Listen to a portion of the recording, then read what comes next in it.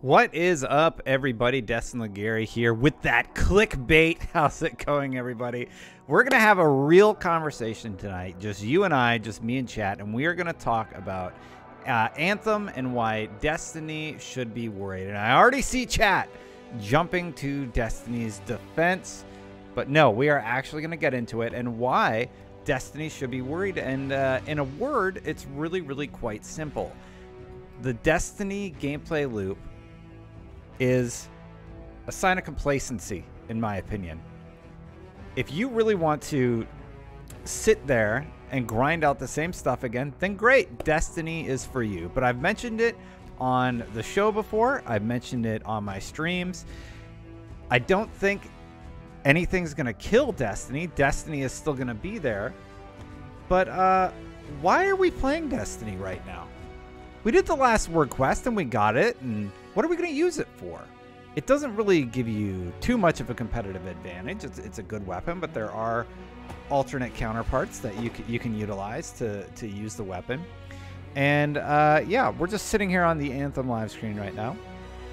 And to facilitate my point and that sort of complacency issue that we're feeling, I want to hop on over to the Destiny 2 Forsaken stream, which has DCP is live right now. We got Crafty is live. Lucky and Buttwiper still in there. So it's the regular crew, right?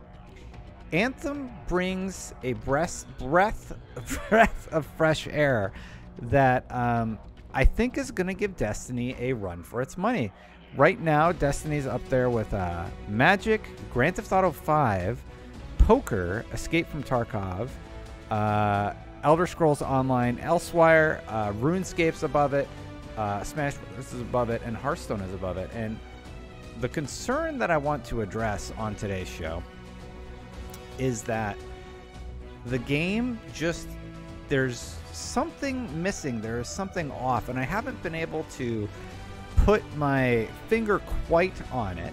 And by the way, if you want to join in on the conversation, head on over to twitch.tv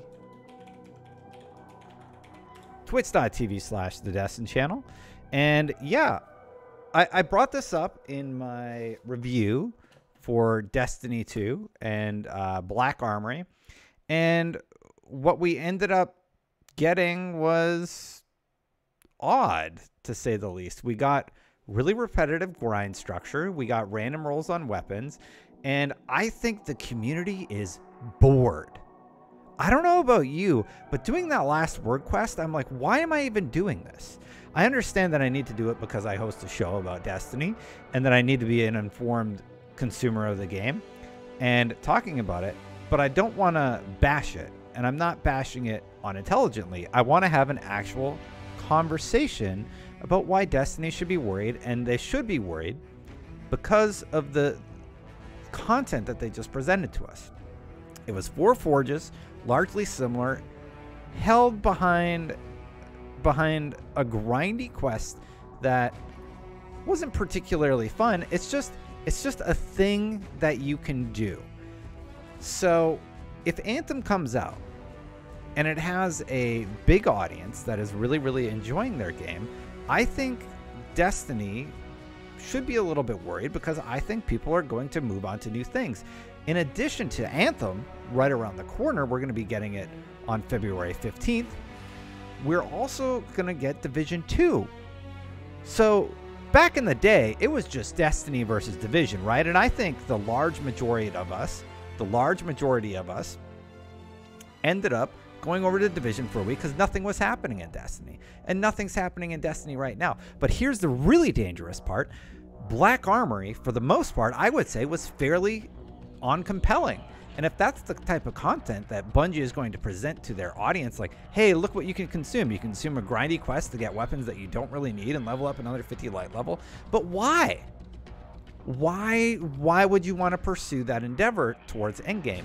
Meanwhile, here's the shiny new game based in a space-like setting, backed by EA. And as long as they get the server thing right, there is going to be a shift, just like there was with Monster Hunter. A lot of people are going to play that game, and I'm not saying that people won't play both, but there is competition on the table that people need to be aware of. Even the PvP playing space, we don't have Trials of Osiris to draw us back every week. So what are we going to be going back for? That is my question, really. And I want to open it up to you guys also to kind of keep this conversation going. I don't want it to be one-sided. I would love to hear what you have to say. So if you head on over to twitch.tv/thedestin channel, you can hit !Discord and call in, ask a question, and I'll answer it live. I'll be hanging out in my chat. And again, I'll put a link to my stream where you can talk about it in more detail. Really quick, I'm going to go ahead and open up some of my gameplay from last week. I don't have a ton. I didn't roll on a ton of my Anthem gameplay because I was figuring out the game.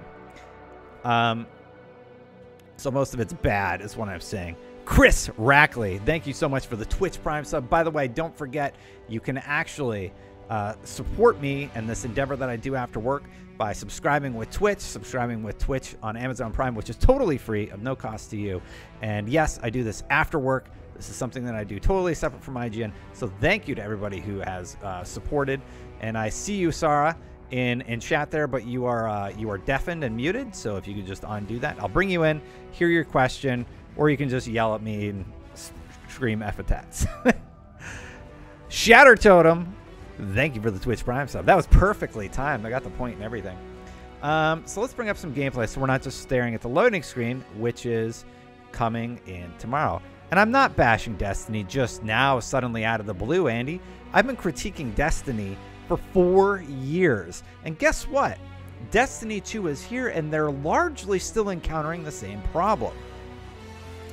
That problem of not having an enticing grind in the gear game. Oh god, that's loud.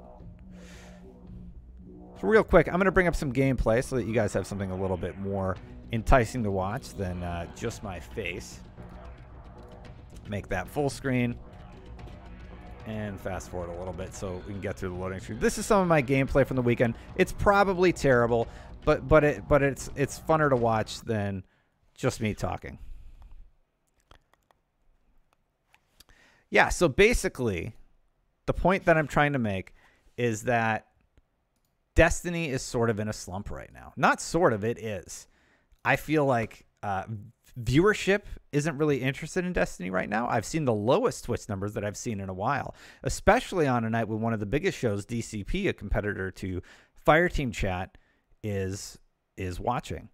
And as we continue this conversation, don't forget you can watch over at twitch.tv/thedestin channel. That is another way that you can support the show, and you can do that for free. We're going to do a 10-minute unboxing a little bit later in the stream of shaving products. Coogan, thank you, man, and it's good to see you again. Anyway, one thing that they're doing that I think Bungie has never, and by they I mean EA and the BioWare team, one thing that they're doing better is they are being more communicative with their community. They're being wide open, and I give credit to Deej and DMG and all those other guys, but it might be a little bit too late. Meanwhile, here's BioWare, who just said, hey, we're putting our name on the line with this game, and we're going to put the best game possible that we can out there. And when we encounter problems like the bugs we did this weekend, we're going to be totally transparent and let you guys know that we are working on them. Loxy brings up a good point. Bungie's mantra of messaging, we're listening, smacks a little bit of boy cried wolf, and the community is feeling that. The community has been fed up with years. Here's one from DevQT. With all the recent news in leaked microtransaction store, you think we should be scared the way YouTubers have been flipping? No, because all that's placeholder and all that sensational stuff is total bullshit. And actually, I'm glad that you brought that up, DevQT. By the way, I'm just going to take questions on Twitch because there are way more people watching than I expected. So I'm only going to manage that chat tonight. I was going to do both. So head on over to twitch.tv/thedestin channel. Watch over there. We got about 900 people watching across the two platforms. I'm going to narrow it down. And Takun, thank you for the Twitch Prime sub as I open the pop-out window. So he brought up something really, really interesting. How do you feel about the microtransactions? Should we be scared? First of all, it's all fucking bullshit. None of that stuff is locked in stone. The developers don't know what they're going to charge for the microtransactions. Everything's been placeholder that we've seen so far. So anything leaked is from, if not final build. The demo is 6 freaking weeks old. You think that somebody got a leg up on us and figured out how much all the microtransactions are going to be? No. And secondarily, you know what Destiny doesn't do? It doesn't allow you to earn most of that stuff through in-game missions. They finally got around to that with Forsaken, but only after we were pissed about it for a while. Fresco Camco, thank you for the sub, man. I'm just going to be opening gameplay here and playing it in the background from the weekend. Again, I apologize because it's probably abysmal. Also, desktop audio's off, so you couldn't hear it anyway. I'll turn it down a little bit there. So, what do we got here? We got a few more questions. And, oh my God. Ice Rain 365, thank you so much. So, okay, so I have this crazy bounty. I didn't expect this many of you to watch. I'm going to take a few questions from chat. And then, yeah, how long do I have to do this? For 10 minutes. All right, so we'll go about half an hour, and I'll keep track of numbers. I have 234 people watching. 234. Oh, wow. I was telling playing on the way over, I'm like, I don't think many people are going to watch. They seem really... I streamed Destiny the last few days, and about getting last word and everything, going through that. You want full screen Destin? Who wants full screen Destin? Who wants the old gameplay? You let me know in chat. Anyway, I was playing I streamed Destiny the other day and I had about 70 concurrents and you guys were super engaging and you guys are fantastic as always. And I even appreciate the passionate debate defending Destiny. I'm just bringing up. All right. Full screen. I'm just bringing up a concern that I have. Because I feel that the content that we were given with Black Armory did not live up to expectations that we have for Destiny, for Bungie, for any of it. And I think all of us, I mean, oh, I love that clip. Sorry, you guys are missing it. I got to pause this. So if you're not going to watch the gameplay, we'll just do Destin, and we will do Destin with music. So I'm going to put on a little bit of audio here. Mad Fable, thank you for the Twitch Prime sub. Appreciate you guys very much for taking the time to hop in, have a conversation with us. And don't forget, we do the Anthem show now, actually, on my Twitch, twitch.tv/the Destin channel. Every Sunday at 11 a.m. Pacific time, we do it live, and the bot is immediately accessible to everybody who subs with Twitch Prime. And then one day later, it's just access to everybody on twitch.tv/the Destin channel and youtube.com/the Destin channel. I'm trying to find my intro music here so we can have a little bit of drama. We can have a little bit more drama with my rant. Here we go. We got a little bit of dramatic music for my passionate rant. So you guys seem to feel that I'm being a little bit crazy, and I want to hear, why did the volume get lower when you went full screen? Did I bump the mic thing? I don't know. See, I have a gain here, and I'll just bump up the gain a little bit because you guys talk about how my mic's a little bit lower all the time.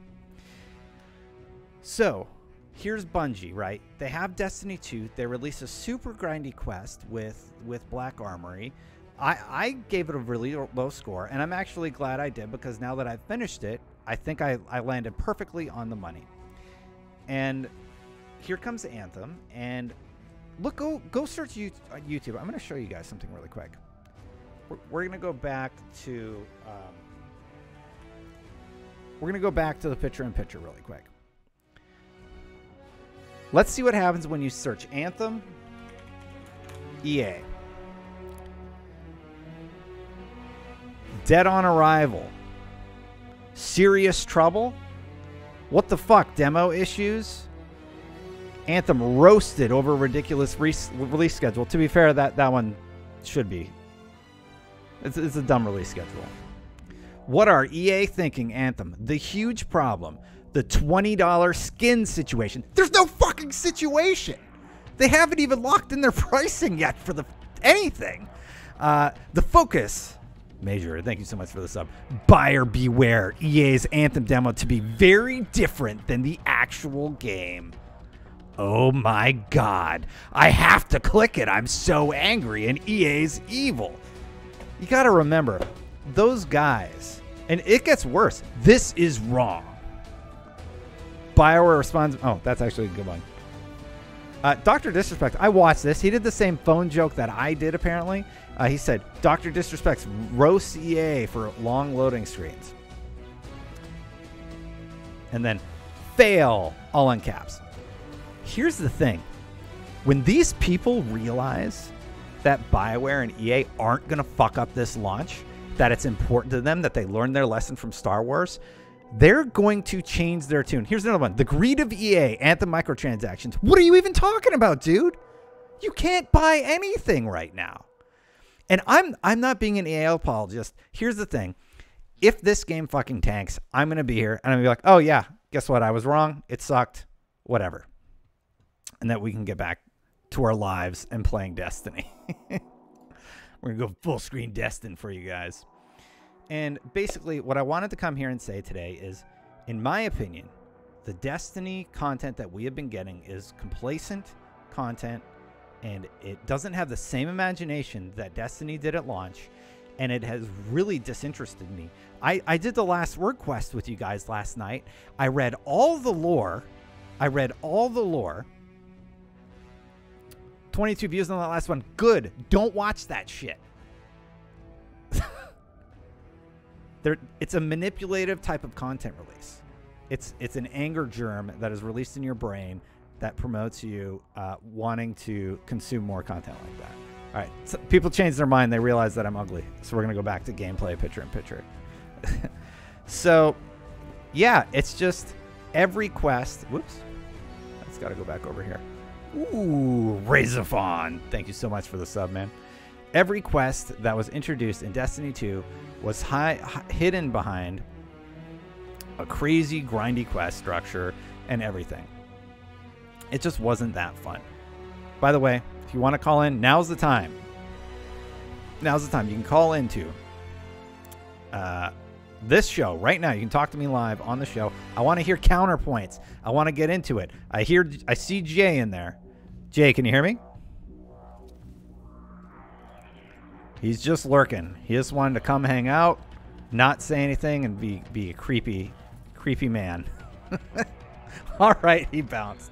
So, all right, so we'll do the text version. You guys can chat behind your keyboards, and we'll discuss that way. So here's one from Mike Doctor. When Bungie introduced microtransactions, you and the Fireteam chat crew were very hard on the slippery slope, even though we had no info at the time. Just wondering why you are not as wary this time. When they introduced microtransaction in Destiny, I was fucking pissed. They took a character that could have been a narrative delivery person of some interest. They ripped her out of the game and then put her back in so they could sell us shit. And you know what they did? They sold us masks tied behind RNG, which is now basically gambling and is being considered as an illegal business practice in some countries.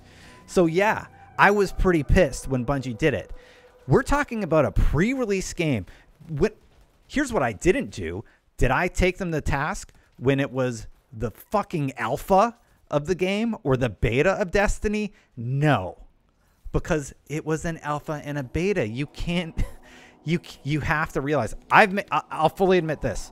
I have made the mistake. I've given Gears of War a hard time because I said the graphics look bad, and I paid for it because I was wrong. I shouldn't have done that. But when you're taking somebody to task for a placeholder text thing, which, yes, it's been at the preview events and such, and they tell us every time, they're like, hey, that's just placeholder numbers. None of that's finalized. And they were stupid numbers when we did the IGN first. We saw it, and it was just like weird numbers. And then like they solidified probably a more realistic rounded number and just started getting the UI looking how they wanted it to look. And then somebody just jumped off of it. Jay, you there? Jay's still not there. Paris, I'm going to drop you in. And when you figure out how to unmute your mic, let me know and we can have a conversation. I want to hear some counterpoints. I want somebody to bounce off of and talk with about this. I want to hear the other side of the perspective. Here's some questions about Freelancer Chat from Goose. Will Freelancer Chat be a weekly show? We've done 3 of 3. We've done 2 episodes so far. Fuck yes, it's going to be a weekly show. And we got BioWare coming on the show. And if we don't like the microtransaction prices, I'm going to ask them. I asked Bungie about the Xbox thing for years, about why the Xbox exclusives were still happening and how much the community hated it. They never gave me a good answer. Dren H, thank you for the sub. And eventually, they stopped inviting me to... Never mind. On Holy Night, good to see you. RZA, how's it going? Fine. Hey, dude, you got a counterpoint on this? I'd love to hear your thoughts. I'm just glad that somebody finally came out and said something, because I don't think it's fair to the developers, because everybody's going off of a screenshot from Reddit. Yep. And they have no facts. And another thing that's been bothering me is that everybody wants free stuff from grinding in the game, but nobody wants to support the game by buying the microtransactions that are strictly cosmetic. Mm-hmm. And my whole thing, I put it on Twitter today. I was like, what's an equal ratio between grinding in the game and real money? You know, mm-hmm. So if I spend $5 on a skin or a texture, how much time grinding should you do to get that same texture? You get what I'm saying? Yeah, so that's actually something in business. Sorry, I dropped us down to a private channel. That's something in business, and I hope you can hear the call-in questions, because if you want to roast me, come on and roast me. I can take it. Let's have a serious conversation about this. Call me out, whatever you want to do. But I want to talk about this and sort of come to a consensus on what the fuck is going on in the community, because they are roasting every chance that they get. They just want EA to die, the evil EA, and it's not fair. It's ludicrous. They're mad about Star Wars still, so that I get, that I totally understand, and we'll see what happens with the full game. But just wait a second. Can you wait a second? I know you need those YouTube clicks, but damn. And Destiny, one more thing. I love Destiny. I've played Destiny since the alpha, since the first Destiny 1 alpha. I've been there. I still have gameplay clips. Dude, I still have gameplay clips of me sitting at the tower waiting for the alpha to like kick us off eventually, right? On my PlayStation. But I just want to know, what did you think about them saying it's okay for a free-to-play game to have $60 microtransactions for characters? Like, for example, I know you probably haven't played a lot of Warframe, right? I played a little bit on stream. I played like the first few hours to kind of have some context to what people are discussing. But see, what nobody's not saying is Warframe sells the frame, which are equivalent to javelins. Yeah.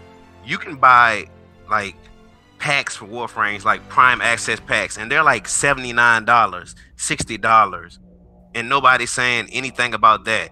They're selling the Warframes for 375 platinum, and that adds up to like $20. It's like $20, $20 to $25. You can't even buy like 375. You have to buy like a $20 pack and then buy like a $10 pack. So it's basically you're spending $30 for that. So Black Desert, you're right. Black Desert Online sells cosmetic outfits for $30 a piece. Yeah, it's $30. See, that's nuts. I don't get it. No one's taking them to task. You know why? Because it's not a juicy headline. Nobody's worried about Warframe. Nobody's worried about... Well, they might be worried about Black Desert Online. They have a pretty passionate community. But that's coming to console. That's about to be on Xbox One. It is, yeah. Totally. Are we gonna hear the same thing? Are we gonna hear the same thing about that we're hearing about Anthem? I think it'll be quieter, and I think it's different because Anthem is free to play. So there's like this mental thing that happens. They're like, oh well, I didn't pay anything for it. No. So Black Desert isn't free to play either. Sorry, I'm talking about Warframe. Oh, Warframe, yeah. Warframe is free to play, but they're not supporting the dev. Like if you don't support the developer, you have content droughts, right? Yeah. Warframe goes through long content droughts. Yeah. But the people are paying for stuff. They're paying money every day. It's like platinum in the marketplace, and that platinum isn't there. People buy that and put that in the marketplace to trade. Yeah. But it's still a content drought. I know what you're saying totally, and I hope people are willing to support this new model that BioWare is trying. We're getting a lot of people queuing up, RZA. So, dude, super appreciate you calling in and adding your voice to the stream. Thank you. Yeah, thank you for putting your voice out there. Yeah, no problem. I'll grab the next guy. Thanks, man. Blitz. Yeah. Blitz, you're up. Is your mic on? Oh, what? I'm up? Wait, what's up? What? Hey, so you're on the stream. I'm letting people call in tonight. Are you here to roast me, agree with me, or do you have a counterpoint? What do you got? No, I was just talking about the Anthem thing. I mean the Warframe thing. Basically, I'm saying that like because you can trade for like resources in Warframe, like the what's the currency called? The special currency where you can use to buy Warframes and things. You can. It doesn't really matter, but what you're basically saying is that you're able to get money by playing the game in Warframe, so you can get the stuff for free. Yeah, you can get the stuff for free, and also, basically, I think also the goodwill matters a lot too with EA and stuff like that. Yeah, I mean that's what they've been working towards. I agree. Yeah, I agree. How do you feel about the YouTubers kind of jumping to conclusions with microtransactions? Do you think they're doing it too fast? Do you think they're doing a community service by saying that, hey, this is what's going on and I'm mad about it? How do you feel about those sort of videos? I think they're sometimes good, like if they do it the right way, saying like raising issues, like problems to those type of things. Yeah. Like I think a lot of them are not doing it the right way, where they like just want to jump the gun and get views, basically. I agree with that, and that's kind of the point that I'm making on that front. Thank you, Blitz, for calling in. I appreciate you correcting us on the Warframe stuff. I'm going to grab somebody else because there's a lot of people queuing up. Thanks, man. I'll see you soon. So, yeah, basically, if you're just joining us, thank you. I'm taking callers live right now to kind of counterpoint. I talked a whole bunch about why Destiny should be worried, and basically the point that I'm making is that Destiny feels like they're sort of complacent. I'm going to take 2 more calls and take a really, really short break, but there's tons of people queued up, and we are good to go. So I'm going to bring in, who have we not talked to yet? I see Wolves. I see a lot of regulars. We're going to see if Nem's on there. Hey, Nem, is your mic hot? You there? Hello? Hey, Nem, how's it going, dude? Hey, Dustin, how's it going, man? Great. So I'm having people call in to sort of talk about this thing, and the title of the stream is Anthem, Why Destiny Should Be Worried. Do you agree, disagree? Do you feel I'm being sensational? What are your thoughts today? No, I definitely agree. Destiny, as you mentioned, Destiny is in a very rough spot right now. The way they've structured the annual pass to trickle out content throughout the month, and content that is already a little bit, it's grindy for sure, but it's not the kind of like worthwhile grindy, because ultimately I'm not finding myself in the forges a whole lot. Like there's not a whole lot of reasons other than the exotics to really play that Black Armory content. You know what I mean? I do know what you mean, and that's the problem. Like RZA said, we all love Destiny. We all love Destiny. The issue is that there's no reason to go after these chases. I went over the last word. I stayed up till 1 a.m. I think getting it. I was a disaster the next day at work, and the problem is I'm like, okay, I got it. Who cares? Now what? Yeah, now what? Okay, so I take it in PvP, which chat see me play PvP. I'm a disaster. So why did I do the grind? And then I'm like, okay, yeah, what's the new Mega Man Blaster hand cannon thing? It's Jotun. So I still have to go in for that and grind for that, but I'm just like, what am I going to use this for? Am I going to use it for the next expansion where I level up to the new light level? And for what? What's the chase?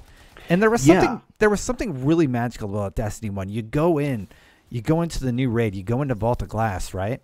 And it was a blast. Well, I wouldn't say the grind was a blast. They worked on addressing that. And but it was more fun. There was something magical and special about running that raid with your crew and figuring out ways to knock the bosses off the ledges. And I have really, really fun memories. But that's lost to me in Destiny 2. Oh, absolutely. And I, as somebody who's like, I'm sure everybody, that supports Destiny has played it from beta and alpha. I feel like the investment in Destiny 1 year one was probably at its peak compared to how it is now in D2, because you had reasons to run a Nightfall. You had reasons to run a raid, because those were literally the only two avenues.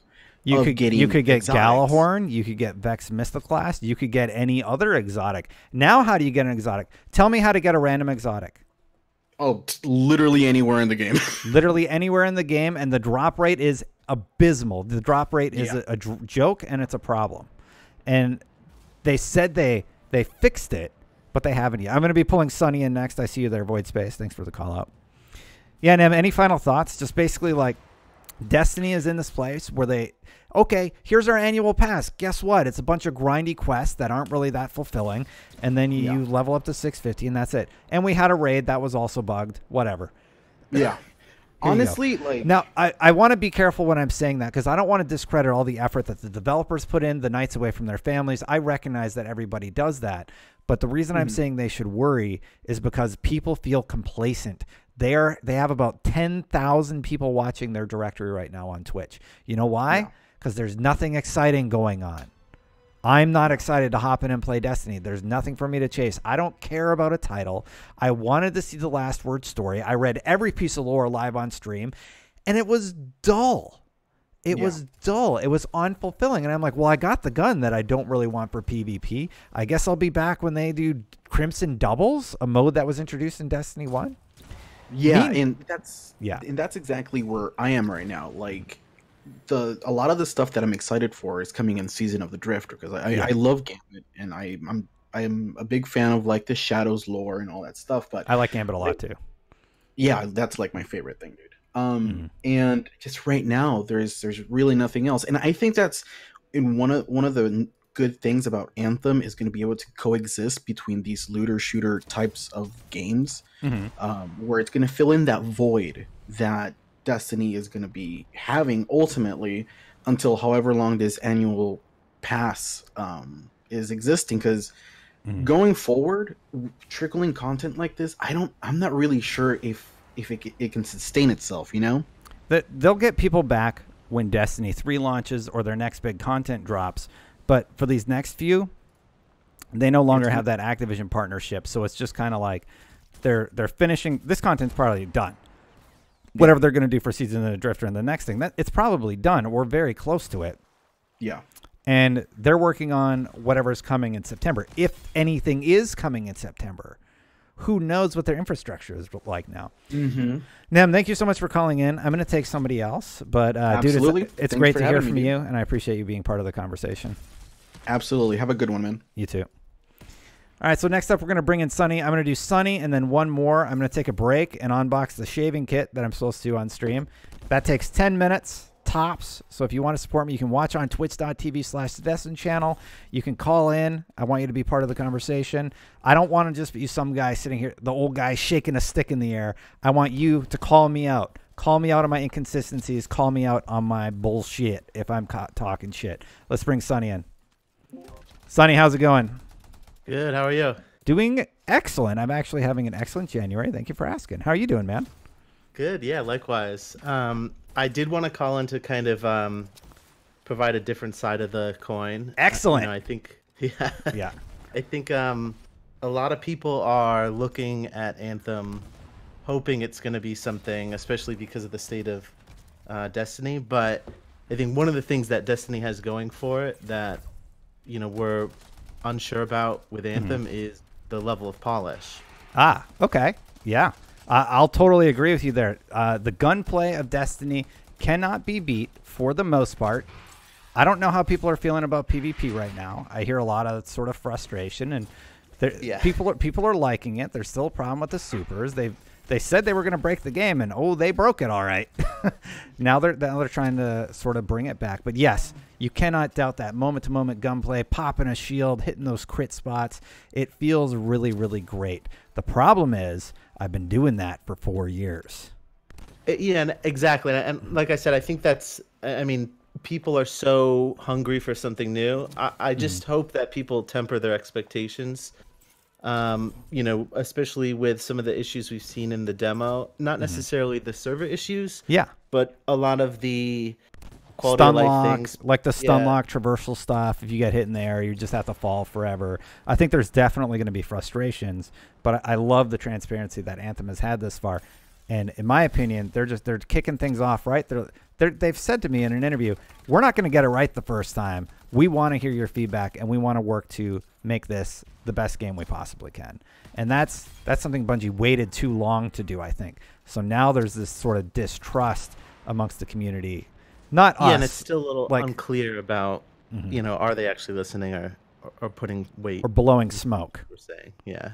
And that's a concern, right? I hope that Anthem takes the some cues from not necessarily just looter shooters, but things like Path of Exile and Diablo. Oh, that'd And be with cool. with the scaling difficulty, that's something that's excited to see. But what Diablo does is, you know, it has those greater rifts that infinitely scale.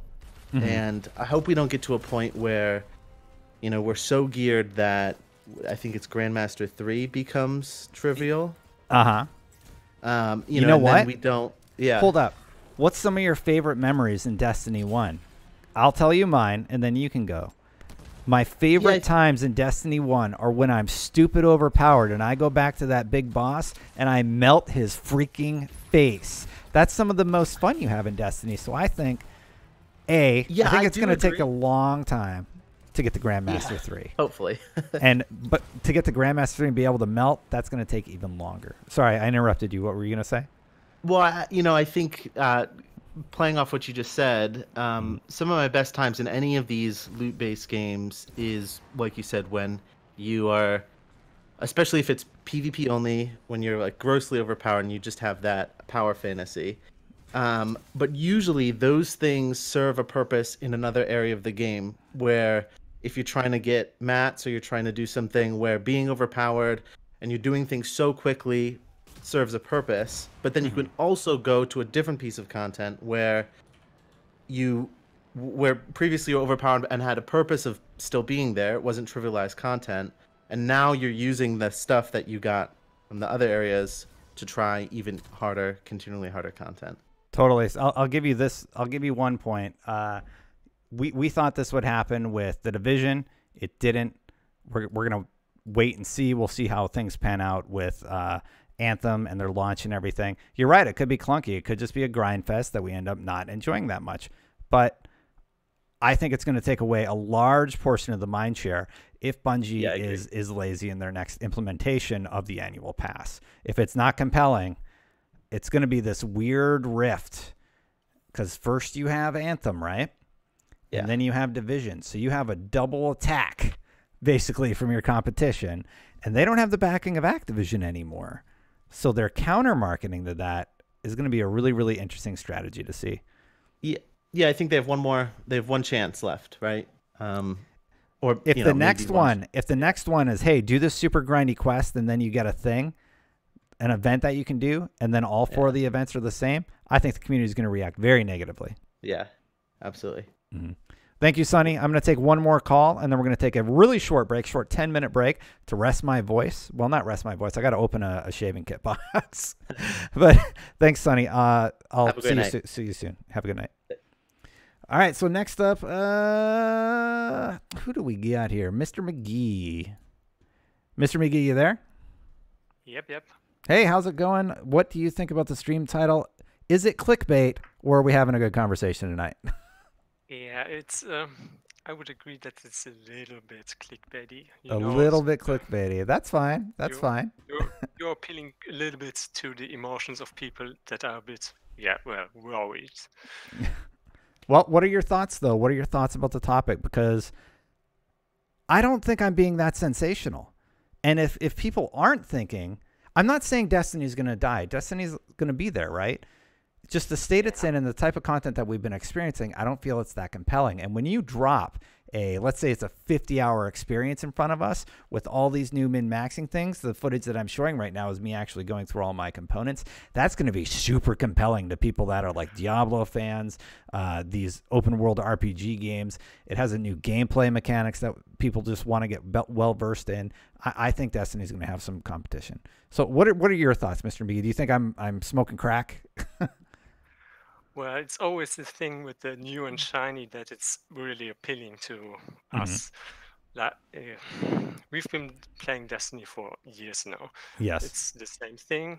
It's the same loot, essentially, the same grinds with the same enemies.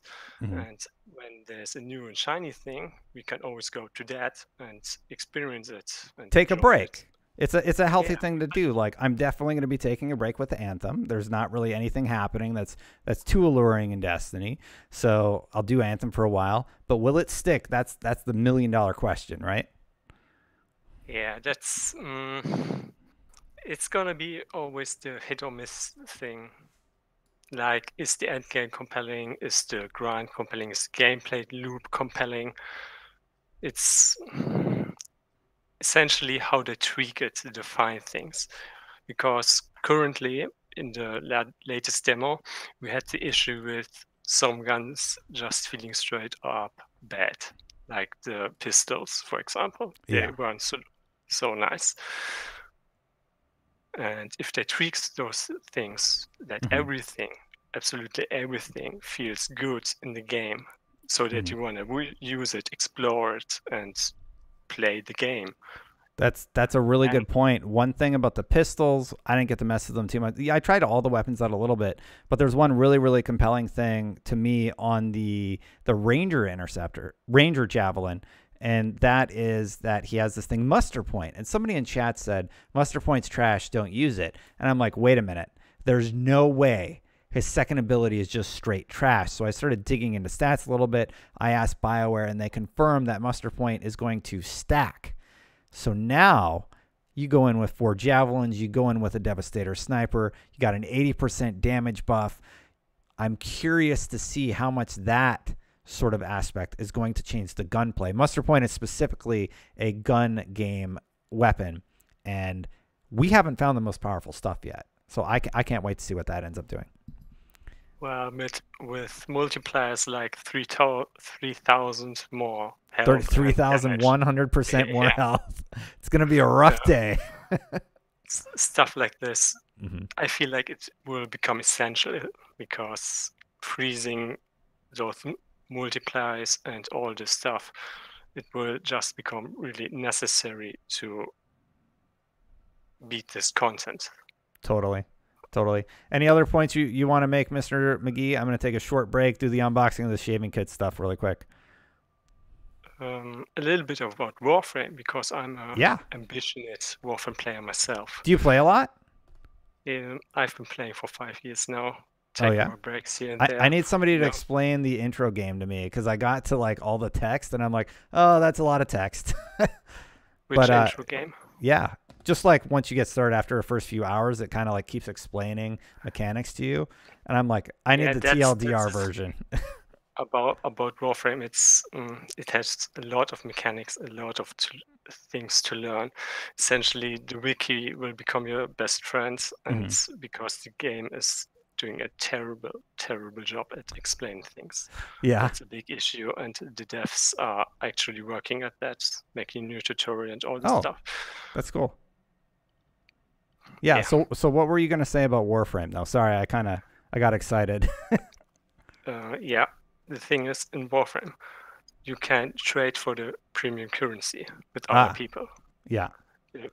So everything that is in the store, except for one thing, there's this Tenogen. This is where you buy skins, and those skins are made by community people. Oh, okay. And those are money exclusive. But this is a thing because Platinum has this thing with paying out to those content creators, and there are certain issues.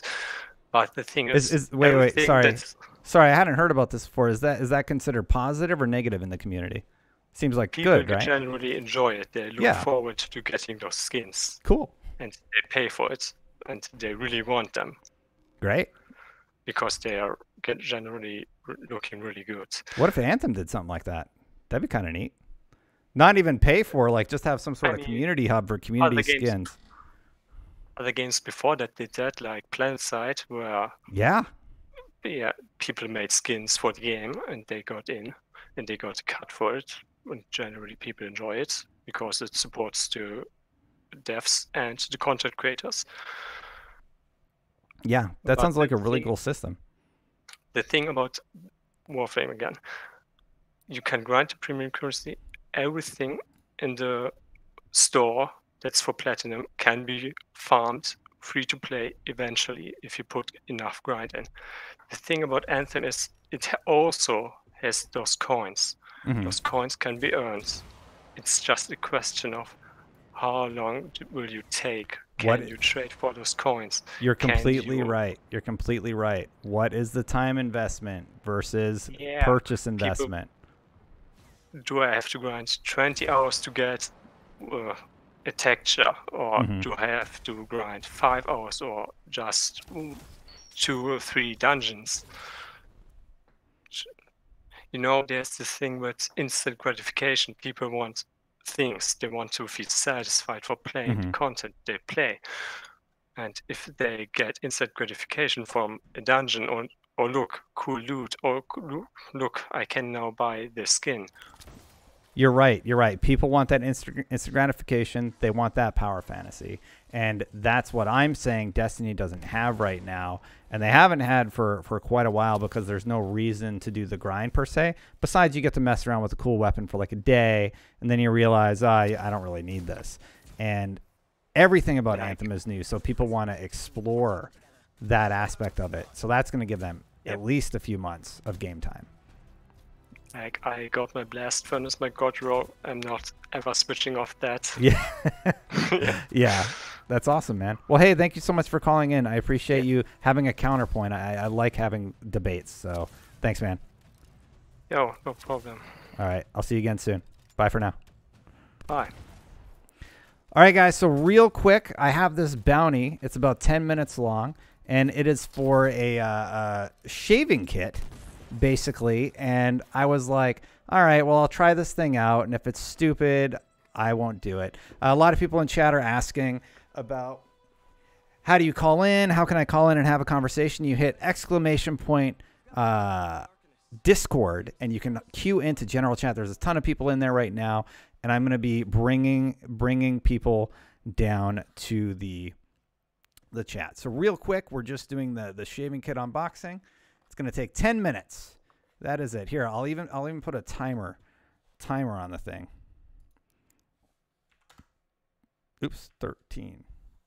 Start. I'll put a timer back to the thing in the thing. So I think it's browser? No. It is, what is it? Oh, it's text source, right? Text? Yeah, countdown timer. Boom.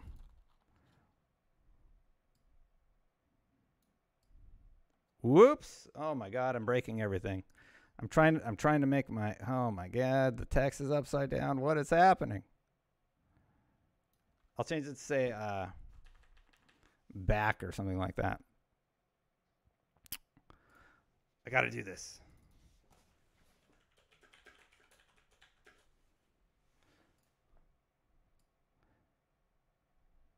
Back to the combo in 9 minutes. All right, so real quick.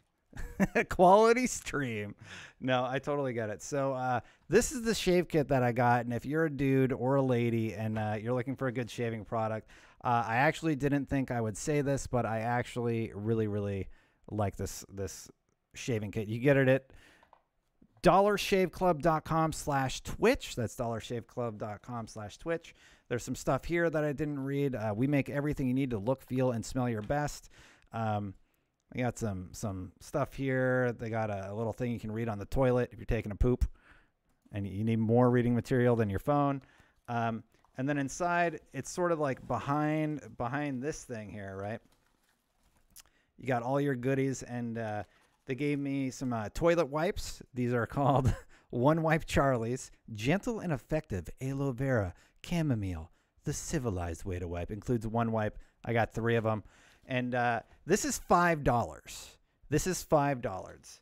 I shaved this morning. I didn't cut myself too much. So this is like a faux unboxing. It comes with a hefty razor. It comes with 4 blades. So right away, and let me just show you the blades really quick if you are a guy that does shaving. I never thought I'd be unboxing a razor before. So if you're a guy that does shaving, I was actually quite impressed. I don't have my depth of field on, but it's like a, here, I'll do it the dumb way. Ugh.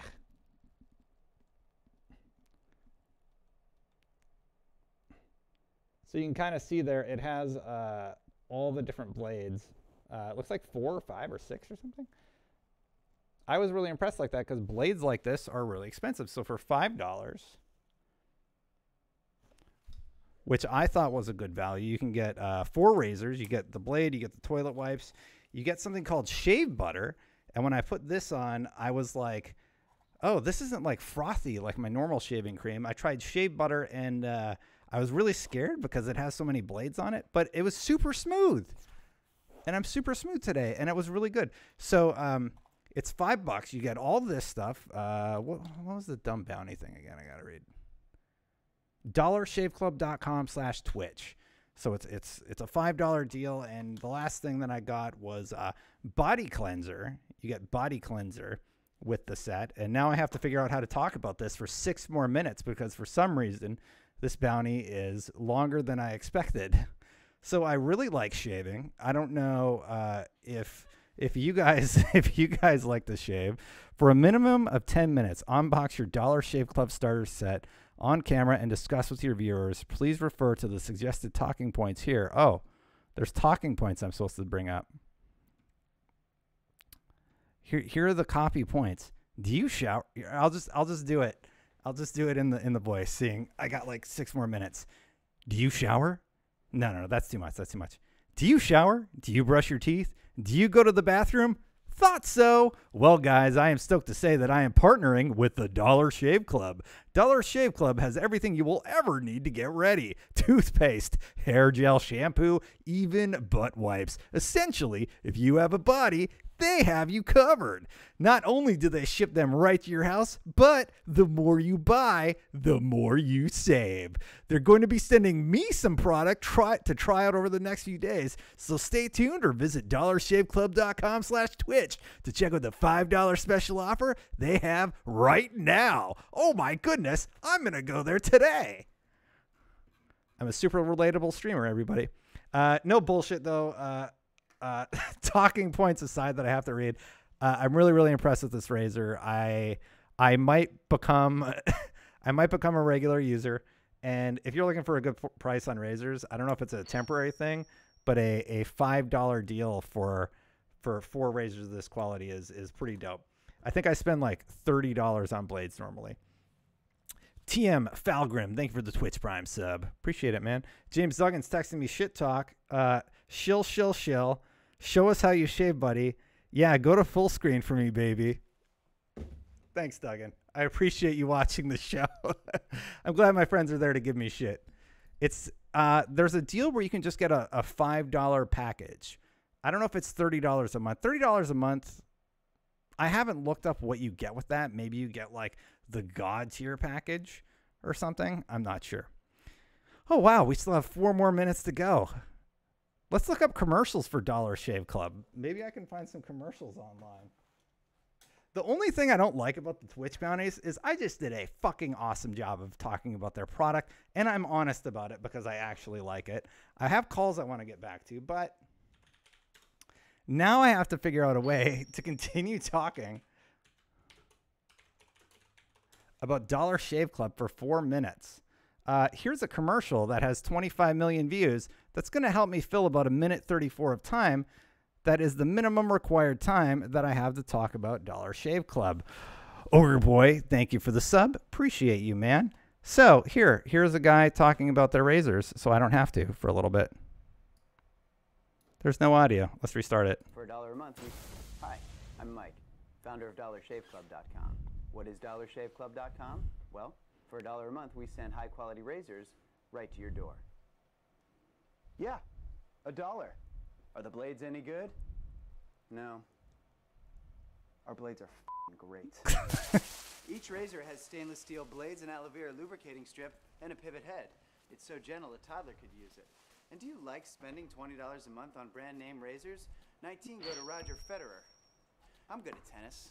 And do you think this commercial's awesome? Handle, a flashlight, a back scratcher, and 10 blades? Your handsome-ass grandfather had 1 blade and polio. Looking good, pop up! Stop paying for shave tech you don't need. And stop forgetting to buy your blades every month. Alejandro and I are going to ship them right to you.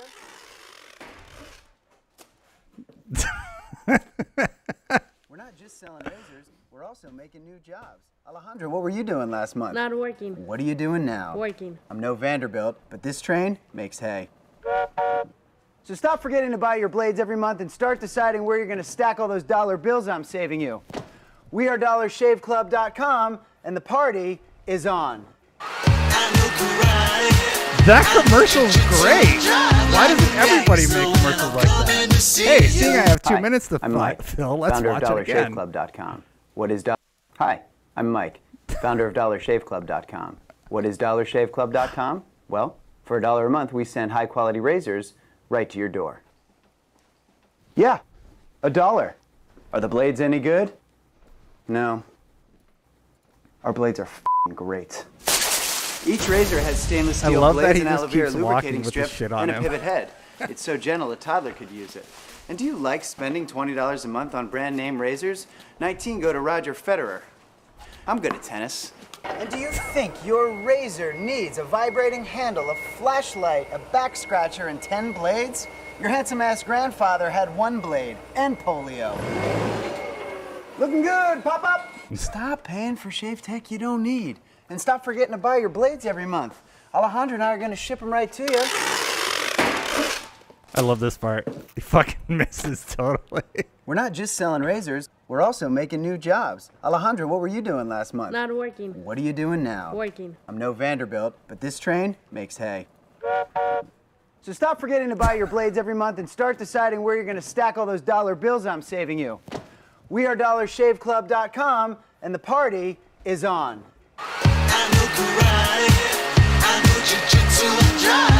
This commercial makes me want to shave many things, Punk Face says.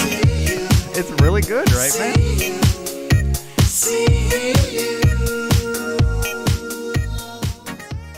Anyway, yeah, so they sent me some razors. I actually really like the razors. Work to Game, thank you for the host. Jake HD, thank you for the 500-bit cheer. TM Felgrim, you gifted a sub to Felix, so Felix, welcome to the freaking club, man. AZN Xbox, 100-bit cheer. Tell me more about that reading material for doing number 2. That's the deal breaker. Well, thanks, guys, for tuning in and letting me do that commercial. We're going to get back to Anthem talk here. I'll just queue up the next clip that I have. Found the relic. Stars have done something to it. It's gone volatile. Appreciate you guys. I asked you guys a few weeks ago if you were okay with me doing this. Chat universally said, yeah, we don't care. So I was like, no, they said, get effing paid was their actual rate.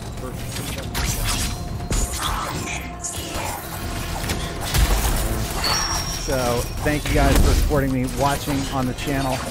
And Andrew54, thank you for the sub. LG Nemesis, thank you for the Twitch Prime sub. Let's get it going. Desktop audio is a little loud. I have turned it down now. All right, so sorry about the too much game volume. We're going to get back to the conversation. Basically, the point I was trying to make is that I feel like the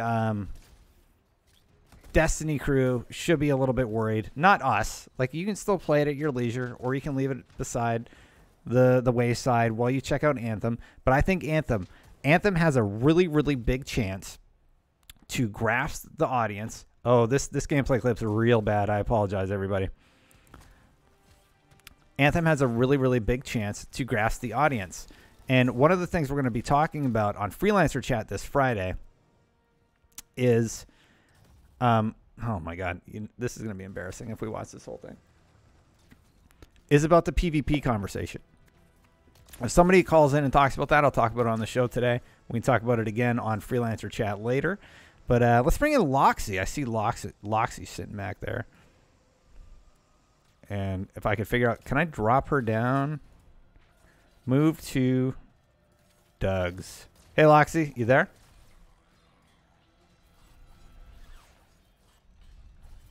Loxy. All right, we're going to bring somebody else down. We'll bring down Philly Cave. Philly Cave can be moved to Doug's. Oh, Loxy, you there? Hey, man. How you doing? Oh, hey. Philly Cave, you gotta wait a sec. So what I'll do is I'll start you in the top chat in general. I'll bring you down to raid. That means you're on next, and then I'll bring you into the main chat. So, Loxy, you want to argue with me? And yes, feel free to call me a shill now, because I know I am. How's it going? Yeah, man. Terrible. I can't really agree or disagree to a large degree. Okay. Thanks for calling. Okay. It's great to talk to you again, and I appreciate. Just kidding. No, what do you mean? Elaborate. Well, so going all the way back from Destiny Alpha, Destiny Beta, right? Mm-hmm. We loved it. Got all your teams together, your friends together, and then it was so special when you got into raids. Totally agree. Everyone moved into Crucible, PvP for Endgame, but after that, we moved into Destiny 2. For me, the game feels very different, and the messages were the same we'd heard for 3 years or so. We're listening. Hey, sorry, it's fixed. We're working on it. The story's fixed. Yeah. Exactly. So then The Division comes around, a few months before Rise of Iron. And that shows us a different way to do loot grind, mods, components, that kind of good stuff. Mm-hmm. Anthem offers that freshness, the Division, right? Mm-hmm. And so the games play very different. My biggest thing, really, which I kind of want to open for debate is... Got it. What is the rest for Destiny? With Bungie now being independent, their turnover of new scheduled content, and what will Anthem's schedule of content? We kind of have a bit of a roadmap for the Division, with them giving their season for the first year. Mm-hmm. So that's kind of my query is, what comes next for people like everyone on your that consumes content rapidly, wants to get involved? I'm skeptical that Bungie can deliver unless they get new partners. Like with, I don't have faith in them turning around, because they've really in what are we at, 4 years now with Destiny content? We're pretty far in. Yeah. 4 years since D1. Yeah, they've had the Taken King and Forsaken, which have really, for me, in my opinion, been the only good content additions since launch. Really? Well, I think Rise of Iron was pretty cool. Introduced a new raid. Short, story-wise, it was interesting. But the problem with Destiny is they introduce these amazing story things, and then they're just gone. Then nothing freaking happens, and they never revisit it. What happened with the Iron Lords? What happened with Siva? I don't fucking know, because they never addressed that story again. And that's an incredibly frustrating thing about the Destiny franchise. Remember Anna Bray? Barely touched on again. Introduced the last DLC before Forsaken. That's it. And that's it. That's the time you get with those people. And they do a really poor job of developing everything in silos. And it's a complaint I brought up on the show before, which thankfully they have slowly begun working on with Forsaken and the stuff they've been doing with the Queen, which has been pretty damn cool. Yeah, I've kind of dropped off Forsaken in terms of getting that way through like the corruption and all that kind of storyline with the Queen coming back, just because of lack of interest, really. Like I got to like 570 and I'm kind of mulling around. I do a bounty or two a day, but really I'm going back. I'm excited for Anthem and the Division 2 coming on, but I don't see, to your point earlier, I can acquire all these weapons or do all these quests, but I don't have escalating challenges to use them or gear that's going to give me boons or boosts in those higher events. Like the examples of Diablo increasing the greater rifts is perfect. I made that in chat earlier tonight. Final Fantasy 14. Final Fantasy 14 did it really well. Final Fantasy 14 is a great MMO. Superb. One of your other points I want to talk about really quick is that you brought up the fact that Anthem doesn't have a roadmap, and that's actually an excellent counterpoint to my conversation about why Destiny should be worried. I think Destiny has a counterpoint. My girlfriend's cleaning the house, so she's making a lot of noises back there. So it's a really good counterpoint because we actually don't know what the Anthem roadmap is, but I wouldn't be surprised if they're either developing that or going to be announcing that. Like, it seems like they've been hinting about these plans that they have and how they're going to support it in the end, and I'm really, really excited by that. Bungie has sort of hinted, and they've shown their roadmap. They showed what it's going to be coming soon, and it includes stuff like Crimson Days, Iron Banner, a new 6-player activity, and I worry that a lot of that stuff on there isn't particularly compelling for on the Destiny side, and that's going to be a problem. For sure. I think the problem with events like that is they are... Coogan says Dev stated in Reddit that there will be a roadmap discussed on or before 222. So okay, that's on cool. the way for Anthem. That's cool. Yeah. So that's good to see. And how fans see kind of, is it annual pass, season pass? Is it once a month, once a quarter kind of rollout? But just on the points about, very briefly, like things like the Dawn and Crimson Days, I think they put it seems from the outside looking in, they put a lot of dev resources, time and effort to produce these high quality visual experiences. Content can be a little lacking in terms of loop rewards and how it is after the event.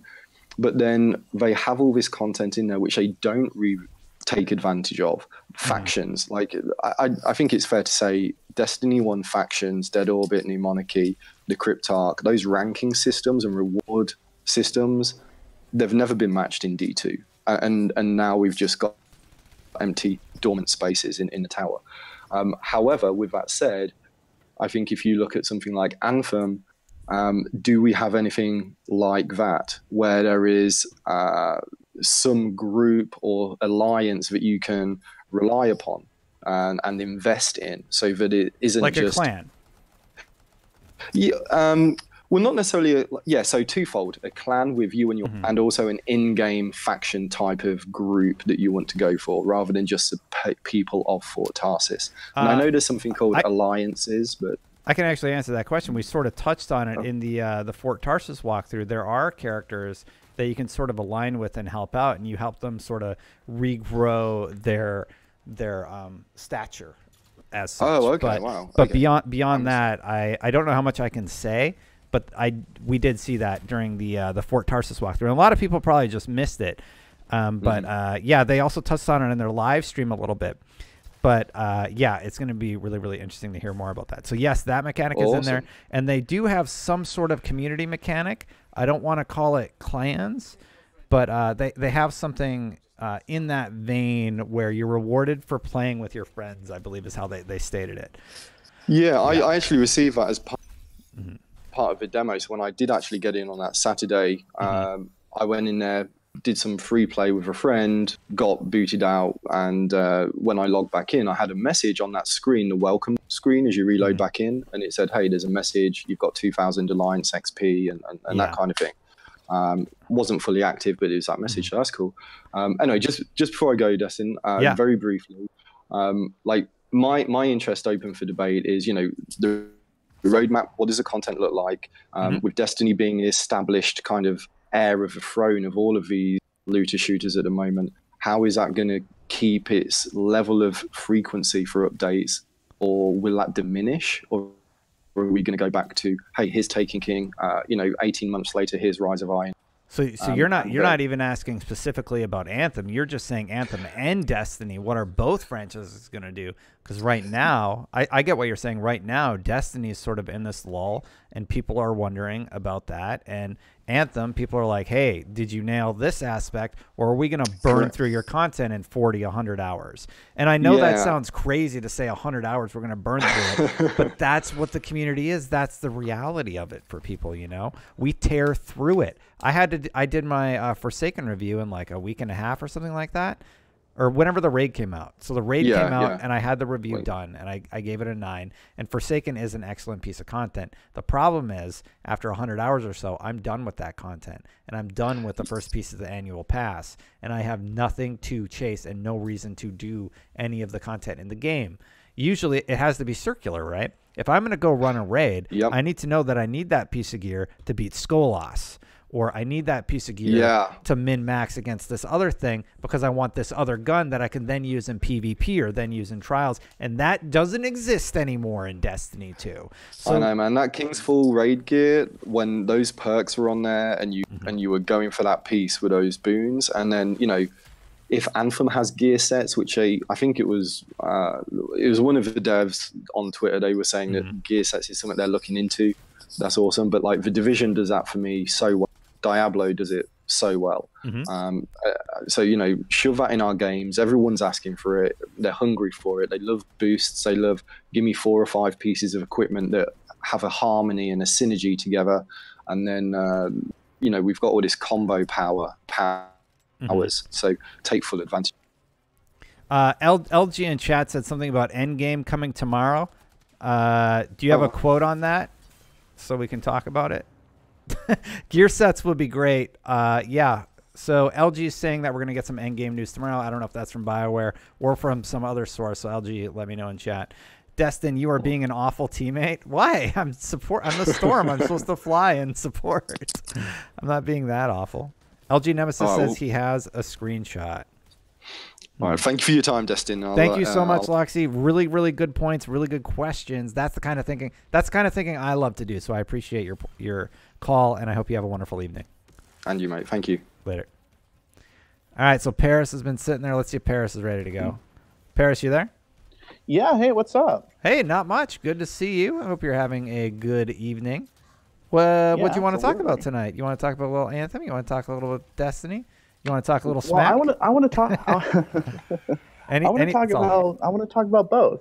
All right. When, because I did play the VIP demo both on console and on PC, and I got to thinking about what makes me come back to Destiny. Because I can agree that it's not all that great, but I'm still going to go home tonight and play it, and I'm trying to figure out why. And I found it really has Destiny, yeah. And it has to do with 2 main things. Okay. One is the overall gameplay feedback, gameplay loop. Fantastic. Absolutely fantastic. Yep. And the other is the, I guess, personal, emotional investment with the story, the characters, and being able to see this world progress. Okay. And as it currently sits, the gameplay is getting a little stale, and there's almost non-existent investment in what's going on. That's a good point. So that really leads me to think, hopefully, I mean, definitely with playing with Anthem, the gameplay loop is there. It's great. We only got a little bit of a taste of the story, but I can already say that I'm already invested. I want to know what happened. And that's really putting me in a position where I'm probably going to put Destiny down for a while. Yeah. And I think that's largely how I've been feeling about Destiny. I'm not quite sure what I'm chasing or why I'm doing it. I don't have a connection to any of the quests. Like, we're doing these forges, but because I don't have the narrative attachment to Ada beyond the stuff that I read online. By the way, it's absolutely ridiculous that you have to do one specific forge, probably my least favorite of all the forges, and the fastest way to get all that lore unlocked, to do it the organic way, is by failing that forge over and over again. That's just, come on. That incentivizes bad gameplay. Yeah, and then there's, oh, here we go. So LG Nemesis, Anthem endgame difficulty and content premieres in 15 hours, February 1st, 11 a.m. I don't know what channel this is, but somebody linked to me. So apparently there's something about Endgame coming around the corner, and we'll have to check that out and see what's going on. Who knows? Absolutely. I mean, even I definitely don't know. We don't know what the end game is. If they give me check out IGN.com tomorrow at 8 a.m. But even in a position where I don't know what that end game looks like, I'm still excited. I'm still already pre-invested. They have my attention. Yeah, for Anthem. Yes. And that's the problem. So Destiny, they had Forsaken. The end game just kind of not too much going on, right? After you did the raid, there was the whole raid divide conversation. I like that it was more difficult, but yeah. And then secondarily, they had the first Black Armory come out, and for the most part, people either couldn't access the forges, and then the loop wasn't enjoyable for the majority of the people. And I think, I mean, you can take my word for it. You can take my word for it, or you can just go look at the Twitch numbers right now. Let's do it together. Let's see how Destiny's doing. By the way, the stream is under Anthem, and it's probably one of my most viewed streams organically. It has 8.8 thousand viewers, and this is really concerning for me to see. It's almost tied with Magic, about 1,000 viewers difference. Old school RuneScape, for some reason, why has old school RuneScape been beating Destiny? Some things never die. Yeah, like RuneScape's up there, Smash is up there, I get that. Elder Scrolls Online, Rainbow Six Siege, Dead by Daylight, Minecraft, music and performance arts, Hearthstone, Sea of Thieves, Counter-Strike, and then you get into the big guys like Uno, who's trouncing. They're absolutely trouncing Destiny. Resident Evil 2 is above Destiny. Destiny isn't dead. There's still a player base there. There's still people signing on. But the problem is there's nothing exciting to watch right now. There's no conversations being had amongst the community about like what weapons you need for what to do this fun encounter that people enjoy. And it is the probably worst route I have seen in Destiny in a while. And that's why I think they should be worried, because again, and I'm reiterating this, I know I've said it a lot during the stream, they have Anthem right around the corner and people are thirsty for a little bit of that Anthem goodness. And even if it bombs, that's going to have the mind share for quite a while, right? For probably at least a month or so. People are going to be like, oh, how's EA going to fuck this up? How are they going to ruin it? And then right around the corner, we have the Division 2. So you have 2 months of competitors that people are going to be looking at. And what have you been giving your core base up until then? Repetitive, grindy, boring quest structure. The most interesting thing that's happened in Destiny in the past month is the Aldrin surprise. And they haven't even developed it. That is the most interesting thing, and that's not even that relevant to what's going on. Yeah, they did the Aldrin surprise, and then Marasov had some new context, and then nothing happened. So, like, is it a setup for Destiny 3? I don't think it's a setup for Season of the Drifter. Maybe we'll get another cutscene or something, but yeah. Off the top of your head, Paris, do you remember when Season of the Drifter starts? No. End of February, I believe. Using the power of Google, I'll check it out. Let's find out. March 5th. Destiny 2 DLC guide. US Gamers got our back. And IGN.com, of course. So February 5th is Crimson Days. The same weekend of March. It doesn't come out until March. There's nothing to do. You're right. I've done everything there is to do. Here's what fills that gap. Crimson Days and Iron Banner. That's what we get until March, guys. Yay, so they're just leaving the playing field open for Anthem for that whole month, and then in March we got Division also competing for my interest and my mind share. Sure, there's 2 exotic quests, it looks like. We got Joker's Wild Weekly Quest, Joker's Wild Weapons and Gear. There's stuff to do in Destiny, but it all comes down to that question of why are you going to chase this stuff? Is it you can give me a grind, but it's not compelling. Yeah, I totally agree. Thank you, Paris, for calling in. I appreciate it. Yeah, I'm going to take another Thank call. I hope you have a wonderful rest of your evening and enjoy I'll watching be the watching. show. Thanks, man. All right. I would love to hear somebody who disagrees. So if you're still in chat on Twitch, I am watching Twitch chat over at twitch.tv/the channel. If you're watching on one of the other platforms, chat was just kind of going crazy because we have 1,334 people watching.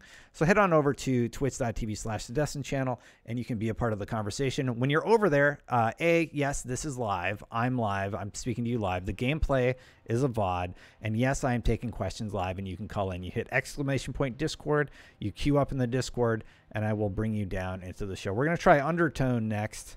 It'll be a surprise when it happens. So get ready. Undertone.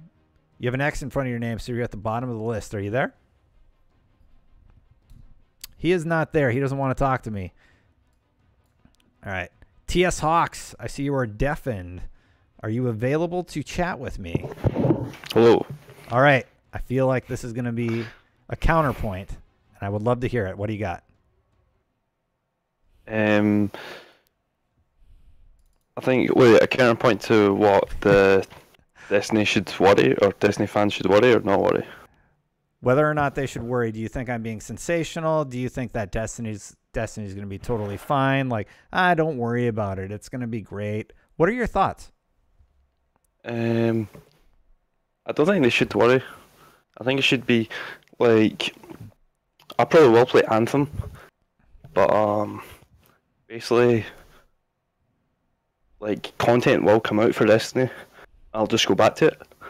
So Yeah, I think so you don't mind. You have the philosophy of I'm going to take a break. I'm going to check out Anthem, and when Destiny has content, I'll go back to Destiny. Basically, right? yeah, basically yeah. Cause I love the world of Destiny, so I'll just like when there is content drops, I'll play other games and then go back to it. Yep. That's basically it. I totally understand that, and I think that's just a healthy thing to do as a gamer. My concern is, and maybe worry was a little bit of a harsh word to choose for the stream title, but I do think that there is going to be a mindshare shift towards these other games, because if they have a good enough loop and Destiny doesn't have a compelling reason to chase that next power level, people are just going to be like, well, why? I can just watch the 5 streamers that are playing Destiny and do incredibly well at the game, complete the raid and go through that grind, and I can cheer them on from the sidelines. But that's also dangerous, because then no one's playing the game. That is true, yeah. To be honest, I think it evolves around the stories, basically. Like Aldrin, yeah. Kinda. I'm talking about Anthem as well. Like both, like whatever story is more compelling to me, I'll play that game. Yeah. Makes sense. I'm a huge Mass Effect fan. I wasn't a huge fan. Yeah.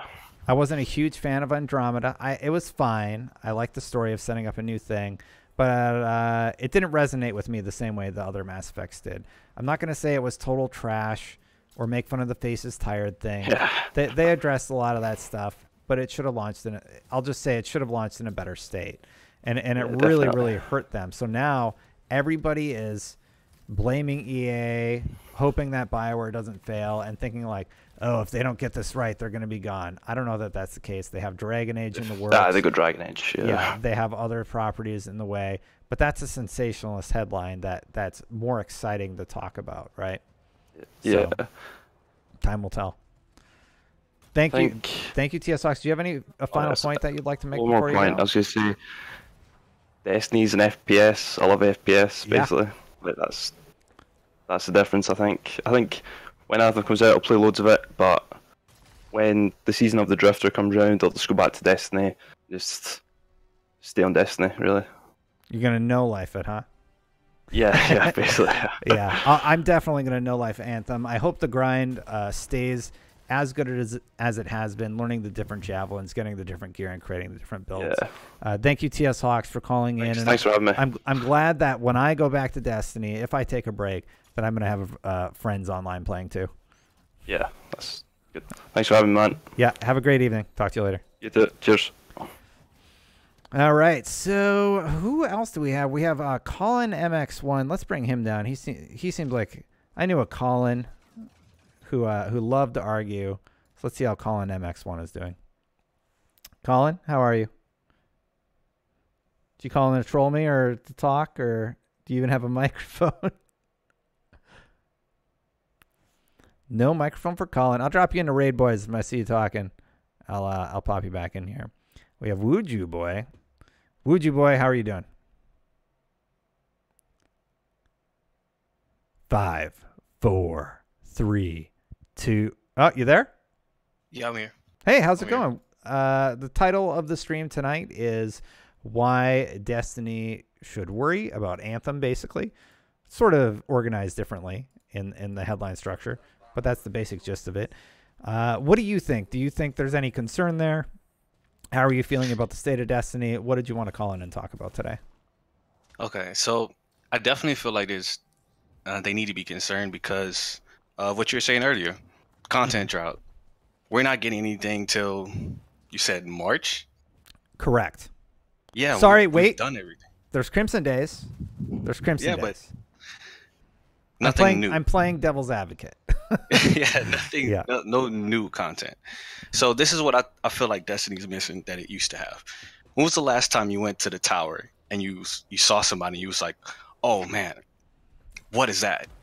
Yeah, I need that, you know? I don't think that's ever happened. Not in Destiny 2, right? Yeah, but in Destiny 1, 2.